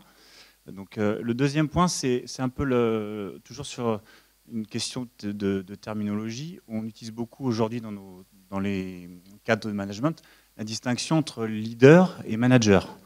Et ça, je trouve aussi, c'est un point peut-être intéressant, parce qu'en fait, effectivement, le manager n'est responsable que de la mise en place des moyens, mais le leader donne la vision et donne la direction vers où il faut aller. Et ce qui m'amène à un dernier point, parce que je suis dans une entreprise où je gère une équipe de coachs agiles, donc ça m'a intéressé ce que vous avez raconté. Et effectivement, on a un aspect clair quand on crée une organisation agile, c'est qu'on demande au leadership, aux leaders, de mettre en place le cadre, la vision et les principes qui vont être clés pour l'organisation du travail. Et en fait, j'ai l'impression que dans votre discours, vous avez bien identifié que l'Allemagne, et à cette époque la nazie, avait des principes qui n'étaient pas ceux qu'on aurait nous mis aujourd'hui dans une gestion de management et de leadership agile. Et je pense que c'était un peu votre point, que suivant ce qu'on veut y mettre derrière, on peut effectivement décentraliser la responsabilité, mais c'est ce qui compte, c'est le cadre et qu'est-ce qu'on met comme principe. Voilà, donc 3 points un peu, j'aimerais bien avoir votre retour par rapport à ce que vous avez dit. Merci. Merci beaucoup pour votre intervention, monsieur.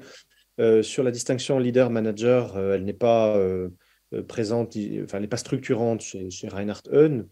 Sur ce que vous dites de l'agilité, effectivement, le Troisième Reich, il me semble que le Troisième Reich a quelque chose de contemporain dans cette volonté d'appliquer les principes du darwinisme social à tous les niveaux, par un choc électrique. On parle beaucoup de choc de compétitivité, de choc de confiance. Le terme de choc actuellement est très présent et c'est assez parlant, je trouve.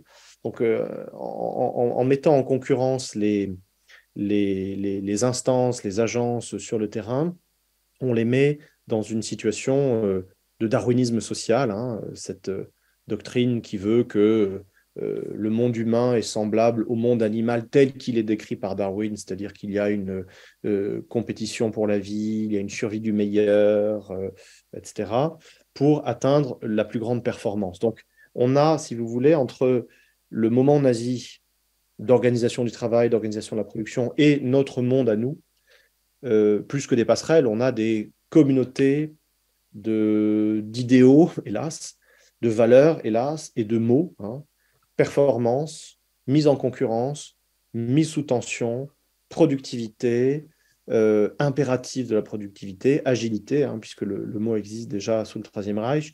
Et donc, comme vous parliez de sémantique, moi, c'est cette sémantique-là que je retiens et qui me prend à la gorge, si vous voulez, lorsque je regarde le monde contemporain, puisque nous valorisons ce genre de choses aujourd'hui.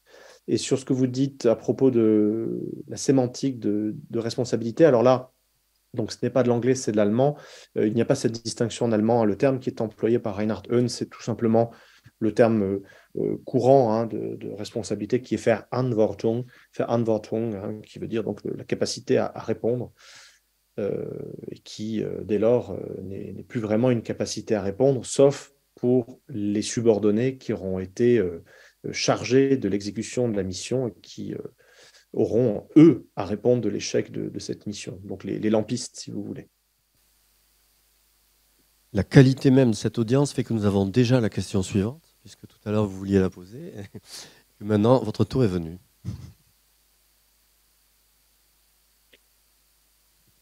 Bonjour et donc merci pour votre intervention qui effectivement fait remonter des choses, notamment puisque je suis salarié dans une entreprise de sous-traitance, un sous-traitant d'Airbus, de la main-d'œuvre pas chère et qui travaille pour une grosse puissance. Alors malgré toute la beauté de la ville de Toulouse, bon, voilà, ça fait forcément résonance avec ce que vous avez évoqué. On peut même rajouter l'insistance avec laquelle notre employeur aime à utiliser le terme de collaborateur plutôt que salarié ou consultant pour tous les ingénieurs qui interviennent pour Airbus. Et tous leurs rapports sont permanents avec ce terme. Donc effectivement, on pensait que c'était laissé au passé et effectivement, vous nous montrez que les nazis ne sont peut-être pas morts, mais ont voyagé dans le temps un peu trop vite. Maintenant, ma question, j'ai envie de dire, est-ce que vous comptez passer à l'action, entre guillemets, après ce bel audit ou entre guillemets, ce beau travail, si on peut le dire ainsi, hein, par votre profession, hein, ce beau travail d'état des lieux, d'état de l'art. Est-ce que vous comptez le diffuser dans les écoles de commerce, etc., ou auprès des politiques, auprès des députés, pour éveiller les esprits sur cette dissonance, quoi, voilà, où on croit aujourd'hui être en paix, et finalement, on met en évidence qu'il y a une souffrance au travail qui est peut-être issue d'une histoire soit qui se renouvelle, soit qui ne s'est pas arrêtée. Merci.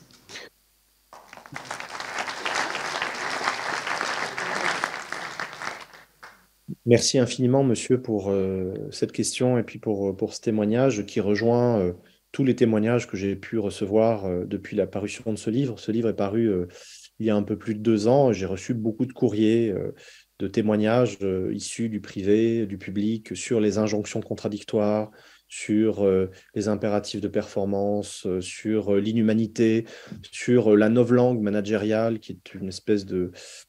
Enfin, c'est très singulier dans les courriels que l'on reçoit, même à l'université.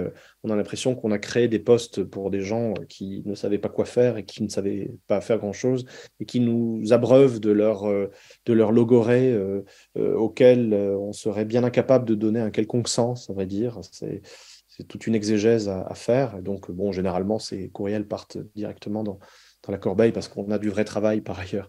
Et on n'a pas de temps à perdre avec ça. Alors, à l'université, j'ai le loisir et la possibilité de faire ça, mais ce n'est pas possible dans d'autres structures. Le caractère de liberté académique à l'université me permet ça. Par contre, mes collègues à l'hôpital, hein, qui sont professeurs des universités dans les hôpitaux, chefs de service, eux, souffrent énormément de la tutelle managériale et de la translation de principes censément miraculeux et efficaces dans le privé aux structures publiques dont on se rend compte assez rapidement qu'elles sont dysfonctionnelles et qu'elles ne font qu'entretenir une couche hiérarchique dont on se passerait volontiers. Sur la diffusion des idées, écoutez, moi j'ai publié ce livre chez un éditeur généraliste. On fait la différence entre un éditeur universitaire et un éditeur généraliste. Donc Gallimard, en l'occurrence, qui a diffusé le livre parce qu'il s'est vendu à plus de 45 000 exemplaires. Donc voilà, j'ai répondu dans la mesure de mes moyens, à toutes les sollicitations de conférences, d'entretiens, de presse, etc. Et en tant qu'universitaire, je ne peux pas aller plus loin, si vous voulez, que de répondre, bien comme aujourd'hui, comme je le peux, à ces invitations très aimables. J'aimerais revenir sur sur votre commentaire quand vous disiez que dans le quotidien de l'organisation du travail, et encore une fois, c'est un témoignage que j'ai eu bien des fois, du public comme du privé, on se rend compte que les nazis ne sont pas morts. Alors, je ne dirais pas ça comme ça. Je dirais plutôt que les nazis ont su illustrer et réaliser des potentialités qui sont structurantes dans notre modernité, si vous voulez, et les réaliser de manière paroxystique. Voilà. Eux, quand ils parlent de ressources humaines, ils y vont carrément. Et ils vont jusqu'au bout. Ils ne s'embarrassent pas d'hypocrisie, ils ne s'embarrassent pas de circonlocution, ils considèrent véritablement l'individu comme un rouage productif qui doit être exploité jusqu'à la mort dans le cadre du camp de concentration. Voilà. Donc, ils ont illustré et matérialisé des tendances lourdes de notre monde et de notre temps, parce qu'avant les nazis, il y avait eu le développement d'un capitalisme inhumain qui faisait travailler les enfants dans des mines, qui faisait mourir des gens par millions, d'un colonialisme qui considérait les territoires extra-européens comme des proies à exploiter de manière minière, dont on allait extraire le suc, les matières premières, les individus réduits en servage, réduits en esclavage, etc. Toutes choses dont les nazis sont les héritiers, qu'ils ont développées et perpétuées, et dont, in fine, un des leurs, Reinhard Höhn, professeur de droit, général SS, poursuit l'héritage après 1945 en essayant de réfléchir à l'organisation optimale du travail pour le maximum de productivité en Allemagne. Et j'en viens à une autre remarque que vous avez faite sur le mot de collaborateur, parce que c'est très important. Au-delà, évidemment, de la consonance de ce mot dans le cadre de l'histoire française, le mot de collaborateur est très important dans l'histoire de l'économie allemande après 1945. Parce qu'après 1945, l'obsession et le cauchemar du gouvernement, de la CDU qui est au pouvoir avec Adenauer, et du ministre de l'économie et des patrons allemands, l'obsession, c'est d'éviter la révolution communiste. Ce qui est une vieille obsession en Allemagne, puisqu'il y a eu des révolutions communistes. Vous avez eu la quasi-révolution de 1918, vous avez eu ensuite une république soviétique en Bavière en 1919. Donc, l'obsession communiste, elle est très présente en Allemagne, beaucoup plus qu'en France ou en Italie, où tout de même, elle est assez forte. Et pour éviter cela, très clairement, après 1949, après la fondation de la RFA, les élites politiques et économiques se disent qu'il faut donner à manger aux Allemands, il faut leur donner une société de haute croissance, il faut leur donner une société de consommation avec des bagnoles, des réfrigérateurs, des lave-linges, bref, il faut américaniser la société allemande pour que, comme aux États-Unis, on n'ait jamais de révolution rouge sur le sol allemand. Et dans ce cadre-là, il faut penser également l'organisation du travail de telle sorte que le producteur soit un collaborateur. Ça se fait au niveau macro-social comme au niveau microéconomique. Au niveau macro-social, au niveau macro-politique, vous avez la création du modèle de ce qu'on appelle la Mitbestimmung, c'est-à-dire la cogestion à l'allemande. Les syndicats, le patronat, les ministères se réunissent régulièrement pour parler des salaires, pour parler du partage de la valeur et éviter les grèves et la révolution. Ça, c'est au niveau macro-politique, au niveau de l'État. Au niveau microéconomique, au niveau de l'entreprise, la traduction de ce modèle-là, où chacun est collaborateur parce que littéralement, on collabore, on travaille ensemble, on travaille avec, cum laborare en latin. Eh bien, au niveau microéconomique, au niveau de l'entreprise, c'est le modèle de management de Reinharten, de la délégation de responsabilité, qui fait office de traduction de ce modèle de la cogestion. Parce que l'idée générale, c'est qu'il faut donner aux Allemands de la prospérité, de la nourriture, des biens de consommation, et il faut leur donner de la liberté. Et Reinhard Heune, c'est celui qui vous dit, dans une société libérale avancée, une société de haute croissance, que vous êtes libre comme électeur, parce que vous avez le choix politiquement entre divers partis, vous êtes libre comme consommateur, parce que vous avez le choix entre 25 marques de yaourt, et vous êtes libre comme producteur, puisque vous travaillez comme collaborateur dans un univers de délégation de responsabilité. Bref, vous êtes libre. Au passage, d'ailleurs, des gens comme Reinhard Heune, après 1945, se sont mis subitement à réévaluer positivement la démocratie libérale, qu'évidemment, ils condamnaient avant 1945. Mais l'idée, c'est ça, c'est la liberté à tous les niveaux, la liberté et la prospérité. Voilà pour mon retour sur votre commentaire, monsieur. Merci.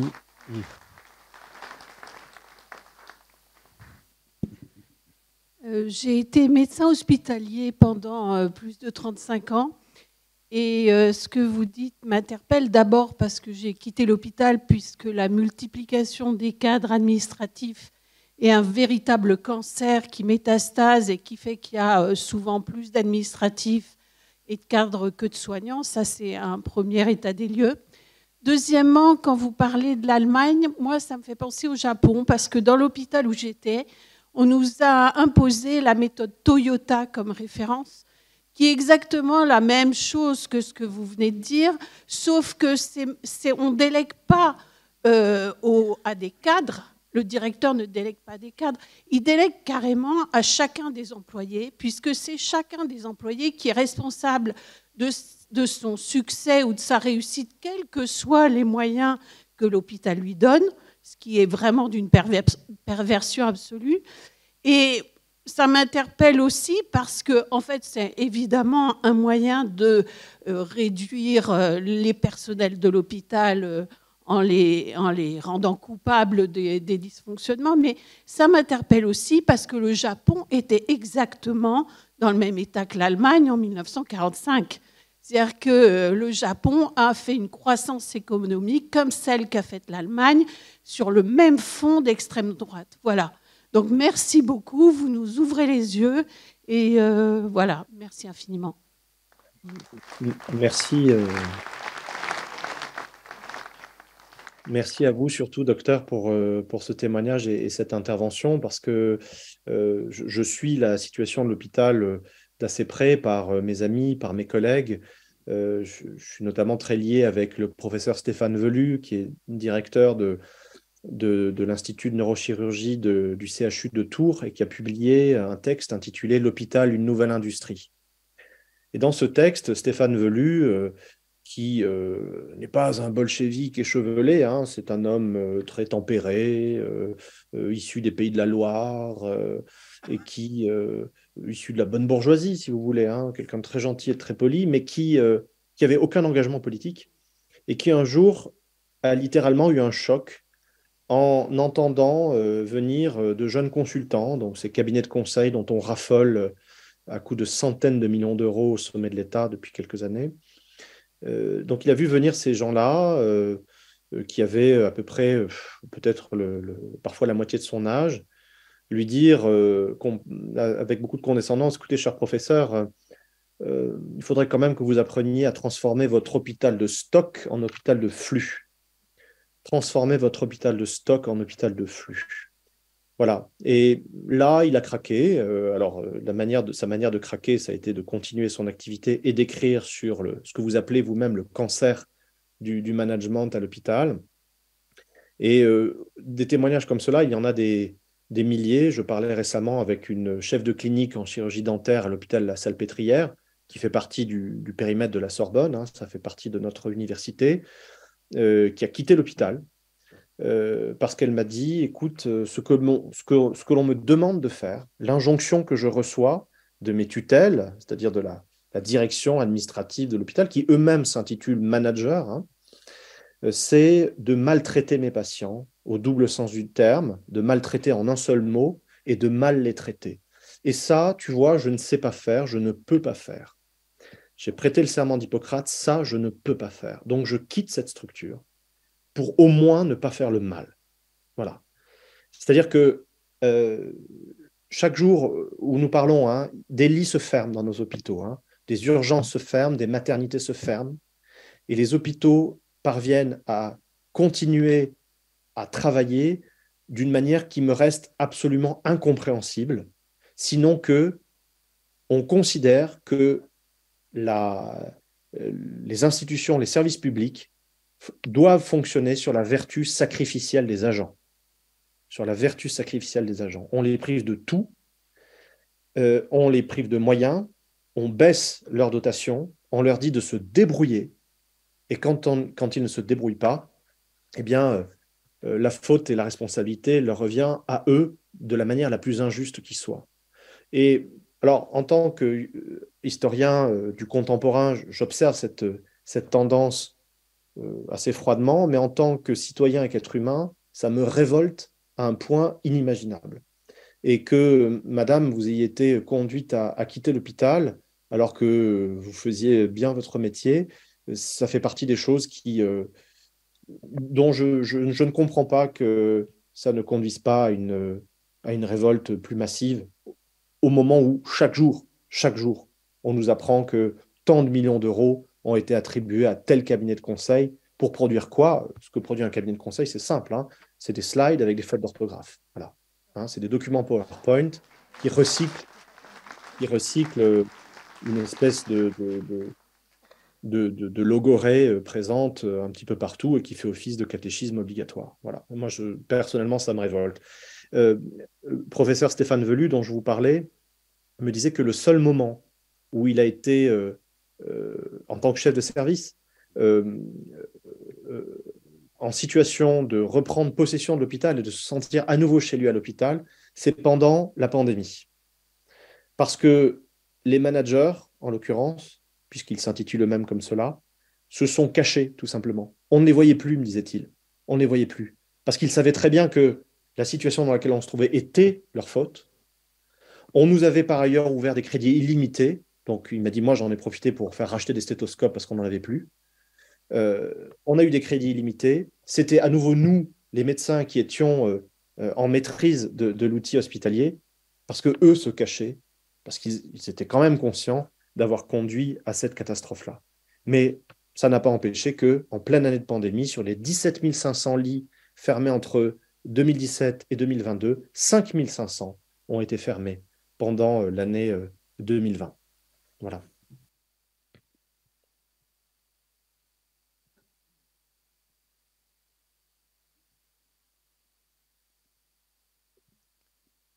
Bonjour et merci pour cet exposé qui ouvre nos esprits à combien il est important de voir l'idéologie se répandre à travers ces outils. Donc on est dans le salon maçonnique, donc on parle d'outils. Et justement, ce qui est intéressant dans votre exposé, c'est de voir que l'idéologie nazie, sa sémantique, s'est traduite par des outils qui engendrent finalement une forme de violence, continuent à engendrer une forme de violence qui était à la base de l'idéologie nazie.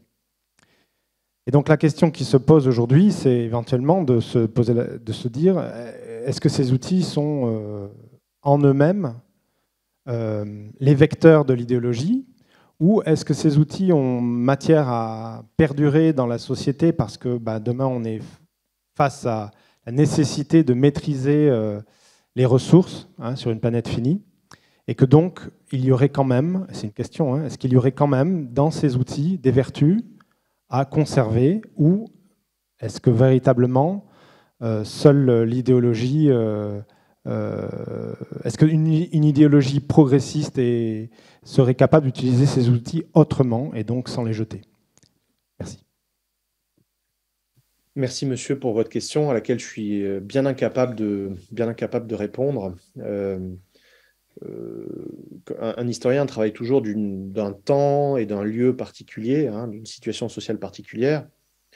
Moi, ma situation sociale, c'est une situation sociale d'anarchiste, si vous voulez, puisque, de fait, je suis fonctionnaire de l'État, mais je suis professeur des universités. Je jouis de la liberté académique, je n'ai pas de tutelle, et j'ai cette liberté académique pour réfléchir et pour publier. Alors, pour combien de temps, on verra, mais pour l'instant, c'est encore le cas. Donc, en l'occurrence, je suis bien mal placé pour donner des leçons d'organisation du travail. Sans doute, mais le problème réside-t-il dans la notion même de salariat et de l'organisation de travail dominante telle qu'elle existe en Occident depuis la fin du 19e siècle, depuis l'industrialisation des sociétés, leur urbanisation, et depuis donc cette instauration quasi universelle du modèle salarial qui, remarquons-le, implique une exception à notre pacte démocratique. Notre pacte démocratique, c'est la liberté et l'égalité. Bon. Dans le salariat, vous avez un contrat de travail, et le principe du contrat de travail, c'est la subordination. C'est inscrit noir sur blanc, il y a un principe de subordination qui est fondateur de la relation entre employeur et employé. C'est le droit du travail qui veut cela, c'est le contrat de travail qui en dispose. Et partir du principe de la subordination va contre, évidemment, les notions de liberté et d'égalité. Et donc, il y a, je pense notamment à la sociologue du travail, excusez-moi. Robert Castel. Pardon ? Robert Castel ? Tu penses à Robert non, je pense à... son nom m'échappe, mais en fait, qui a justement travaillé sur cette notion de subordination, de subordination et montrer son incongruité dans une société démocratique. Donc peut-être qu'il faut remonter jusque-là de manière assez radicale pour essayer à réfléchir à d'autres modes d'existence, de coexistence, de production, de participation, d'échange, toutes choses qui sont d'ailleurs rendues peut-être nécessaires et vitales parce que vous évoquiez, monsieur, par les limites planétaires que nous touchons et que nous violons, et qui rendent critique la situation du vivant sur Terre, hein, tout simplement, parce qu'on en est là. Donc peut-être que notre civilisation de grands shopping malls, d'immenses parkings, de voitures à 2 par foyer, de surconsommation, de salariat qui apparemment n'a pas l'air de rendre beaucoup de gens épanouis et heureux, hein, d'après ce qu'on lit, d'après ce qu'on voit, peut-être que ce modèle-là est à repenser intégralement et que lorsque l'on parle de transition écologique, énergétique, avec d'ailleurs des têtes d'affiche comme Christophe Béchu ou Agnès Pannier-Runacher, enfin bref, on a l'impression d'assister à un mauvais film. Lorsqu'on parle de ces transitions-là, peut-être s'agit-il d'aller bien au-delà du remplacement de telles centrales thermiques par un nouveau réacteur nucléaire, que d'ailleurs on ne construira pas parce que ceux qui fonctionnent ne fonctionnent pas, ceux qui sont censés fonctionner ne fonctionnent pas, vont fonctionner de moins en moins, et quant aux EPR, c'est une catastrophe et un puissant fond. Donc peut-être qu'il y a autre chose à penser en termes de transition que le remplacement ou la substitution d'une énergie fossile par une énergie censée être durable à taux équivalent. Ça, c'est pas possible et ce n'est pas tenable. Hein, ça, tout le monde le dit, tout le monde le sait, sauf au gouvernement et sauf chez McKinsey, si vous voulez. Donc voilà, il y a peut-être ces réflexions-là à mener qui dépassent très largement vos compétences, les miennes, et qui nécessitent des travaux de philosophes, d'économistes, d'anthropologues, de géoclimaticiens, d'historiens, etc.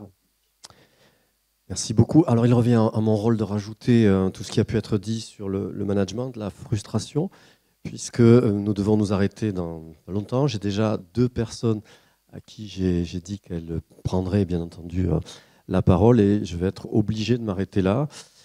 C'est là où tu vas nous manquer, Johan, pour la table de signature et le fait qu'on puisse continuer à discuter et dialoguer avec toi. Mais voilà, ça va faire partie de cette injonction paradoxale d'ouvrir le dialogue et de le fermer au bout des 2 prochaines interventions. S'il vous plaît, vous vouliez venir, je crois, et puis vous ensuite. Et bien désolé pour les autres.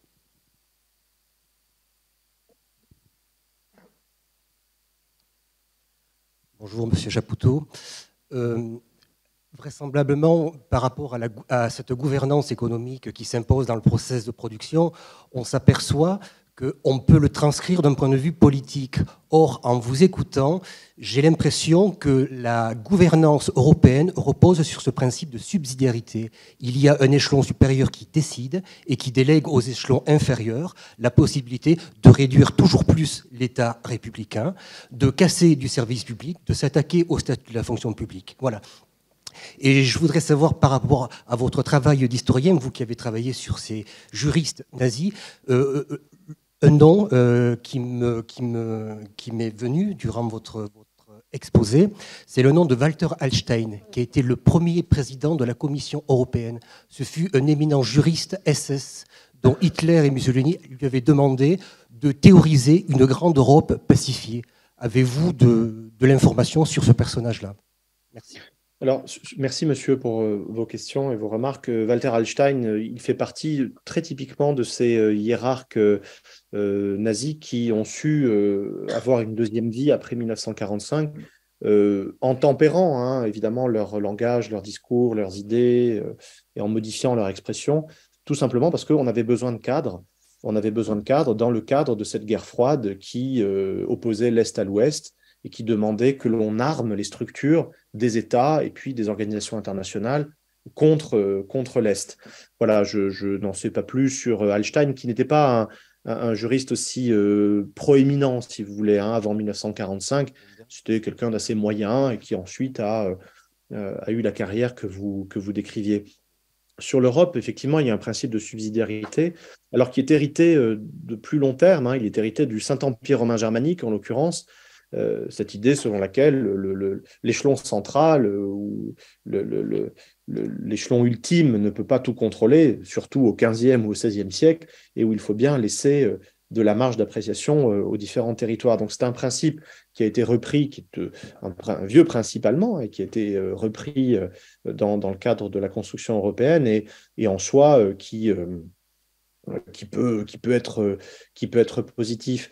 Pour ce qui est de l'Europe en tant qu'organisation, en tant qu'idéal, je pense qu'en tant que citoyens humanistes, nous sommes toutes et tous des Européens convaincus, et nous nous réjouissons de la paix, du dialogue et de l'harmonie qui règne sur le continent, qui est un acquis historique majeur, vu ce que ce continent a connu auparavant.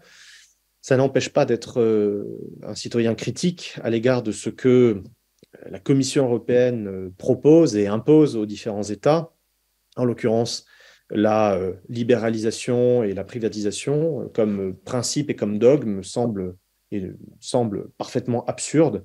On parlait de mise en tension ou de mise sous tension. Eh bien, dans la région Île-de-France, par exemple, les transports publics sont totalement désorganisés, tout simplement parce que, sur injonction européenne, il doit y avoir ouverture à la concurrence pour les trains et pour les bus en région parisienne, alors qu'on a un service public qui fonctionne parfaitement, qui est tout à fait accessible et qui rend service aux citoyens. Eh bien, on le désorganise, on le fragilise, on le déstructure pour des raisons purement dogmatiques. Par ailleurs, la politique actuelle menée par le gouvernement, donc retraite repoussée jusqu'à 65 ans, baisse des dépenses publiques, baisse des dotations de services publics et destruction de l'État, tout cela est issu des recommandations de la Commission européenne de 2019 pour la France. C'était les recommandations 2019-2023 qui ont été suspendues pendant le quoi qu'il en coûte, pendant le Covid, et qui là reviennent au grand galop, puisque c'est une injonction néolibérale qui ne doit pas être discutée, alors qu'elle est absurde à tous les niveaux, au niveau politique, économique, social, humain, anthropologique. Tout ça n'a aucun sens, mais c'est là qu'on voit qu'on a affaire à ce que dans le texte que Olivier Loub évoquait tout à l'heure, chaque geste compte, le texte que nous venons de publier avec Dominique Bourg, ce que nous appelons des forcenés. Nous avons affaire à des forcenés qui estiment être détenteurs de la raison à bon et du réel, alors qu'ils sont irrationnels et irréalistes à tout point de vue, puisque la solution à la destruction de l'environnement et du vivant, c'est plus de production, ah bon, puisque la solution à la crise de l'hôpital, c'est la fermeture des lits, ah bon, etc., etc. Voilà, on a affaire à des forcenés, mais qui forment, si vous voulez, une nébuleuse d'intégration, on va dire, intellectuelle et éthique, si vous voulez, avec les cabinets de conseil, avec les fonctionnaires de la Commission européenne. Ce sont les mêmes, en fait. Ils partagent les mêmes idéaux, les mêmes objectifs, les mêmes croyances parfaitement irréalistes et irrationnelles. C'est comme ça, pour l'instant. Merci beaucoup. Une dernière, c'est la dernière question. Non, monsieur, pardon, excusez-moi, je suis désolé, hein, mais c'est la règle du jeu, elle est assez... Voilà. Bonjour monsieur, bonjour à tous les membres de l'auditoire. Donc j'aimerais poser une question vraiment pour l'ouverture de ceux qui nous attendent par rapport à toutes les observations que vous avez partagées avec nous aujourd'hui. Je vais me focaliser d'abord sur 2 points que vous avez indiqués. Premier, mesure de performance ou la performance, et derrière la délégation de la responsabilité. Parce qu'une observation personnelle que je fais, c'est qu'on délègue de la responsabilité, mais sur des choses qui n'ont pas de sens ou qui ne sont pas nécessairement acceptées par les gens qui doivent le résoudre, parce que ce n'est pas une réaction émotionnelle, mais c'est juste leur expertise qui fait qu'on leur donne des ordres qui n'ont pas de sens. Et de l'autre côté, on est obligé, pour être performant, d'entrer dans une guerre non loyale vis-à-vis de nos collègues, parce que la performance est souvent mesurée de manière très subjective et comparative. Donc il y a toujours quelqu'un qui se retrouve en bas de l'échelle. Donc même si en théorie, performance pourrait dire méritocratie et délégation de responsabilité et liberté, en pratique, la situation sur le terrain est complètement différente. Donc la question que je me pose, et j'espère que, voilà, en tant qu'historien, voire sociologue, comment est-ce que vous voyez la suite de l'évolution de notre société sur la vie au travail, le bien-être, surtout dans un temps de grands changements sur la climatique, sur les gens qui veulent faire de plus en plus de télétravail, et tous les changements sociaux et humains que nous vivons aujourd'hui. Merci. Merci monsieur, merci beaucoup pour votre question. Alors, généralement, la boule de cristal des historiens s'appelle le rétroviseur, hein, donc on regarde plutôt dans le passé, on est très fort à prédire le passé, plus que l'avenir. Moi, ce que je peux dire tout simplement en tant qu'observateur, c'est que tous les problèmes que vous citez, tous les enjeux auxquels nous faisons face aujourd'hui, destruction du vivant, dérèglement géoclimatique, souffrance au travail, désaffection vis-à-vis de la démocratie, destruction des services publics, etc. Tout ça, tous ces phénomènes sont liés parce que tous ces phénomènes s'originent dans des idées, des concepts et des valeurs que, à titre personnel, comme citoyen, comme être humain, je trouve néfastes. Rapacité, voracité, productivisme, extractivisme, volonté d'amasser de l'argent, des biens. Tout cela est lié tous les enjeux sont liés à ces problèmes-là, à ces racines-là, et ce sont ces racines-là qui doivent être traitées. Le problème, c'est que les principaux médias en France sont possédés par quelques milliardaires, comme nous le savons, que le pouvoir politique en France est tenu par des gens qui ne partagent pas forcément des valeurs humanistes, altruistes et progressistes évidentes.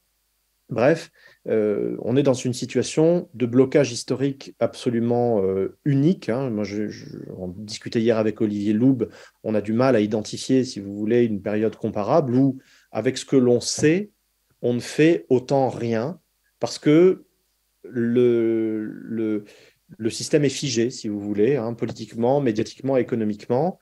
Les gens qui détiennent les leviers de ces domaines-là partagent les mêmes idées qui, aux yeux de beaucoup d'humanistes, sont des idées néfastes. Et encore une fois, c'est tout cela qu'il y a à repenser.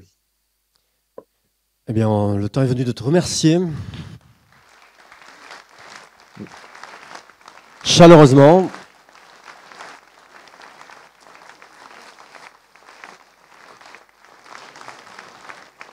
C'est moi qui te remercie, Olivier, qui remercie le Salon du Livre Maçonnique et qui vous remercie, mesdames et messieurs, d'avoir supporté ce dispositif technique et cette conférence à distance. Vraiment, je vous remercie très, très chaleureusement.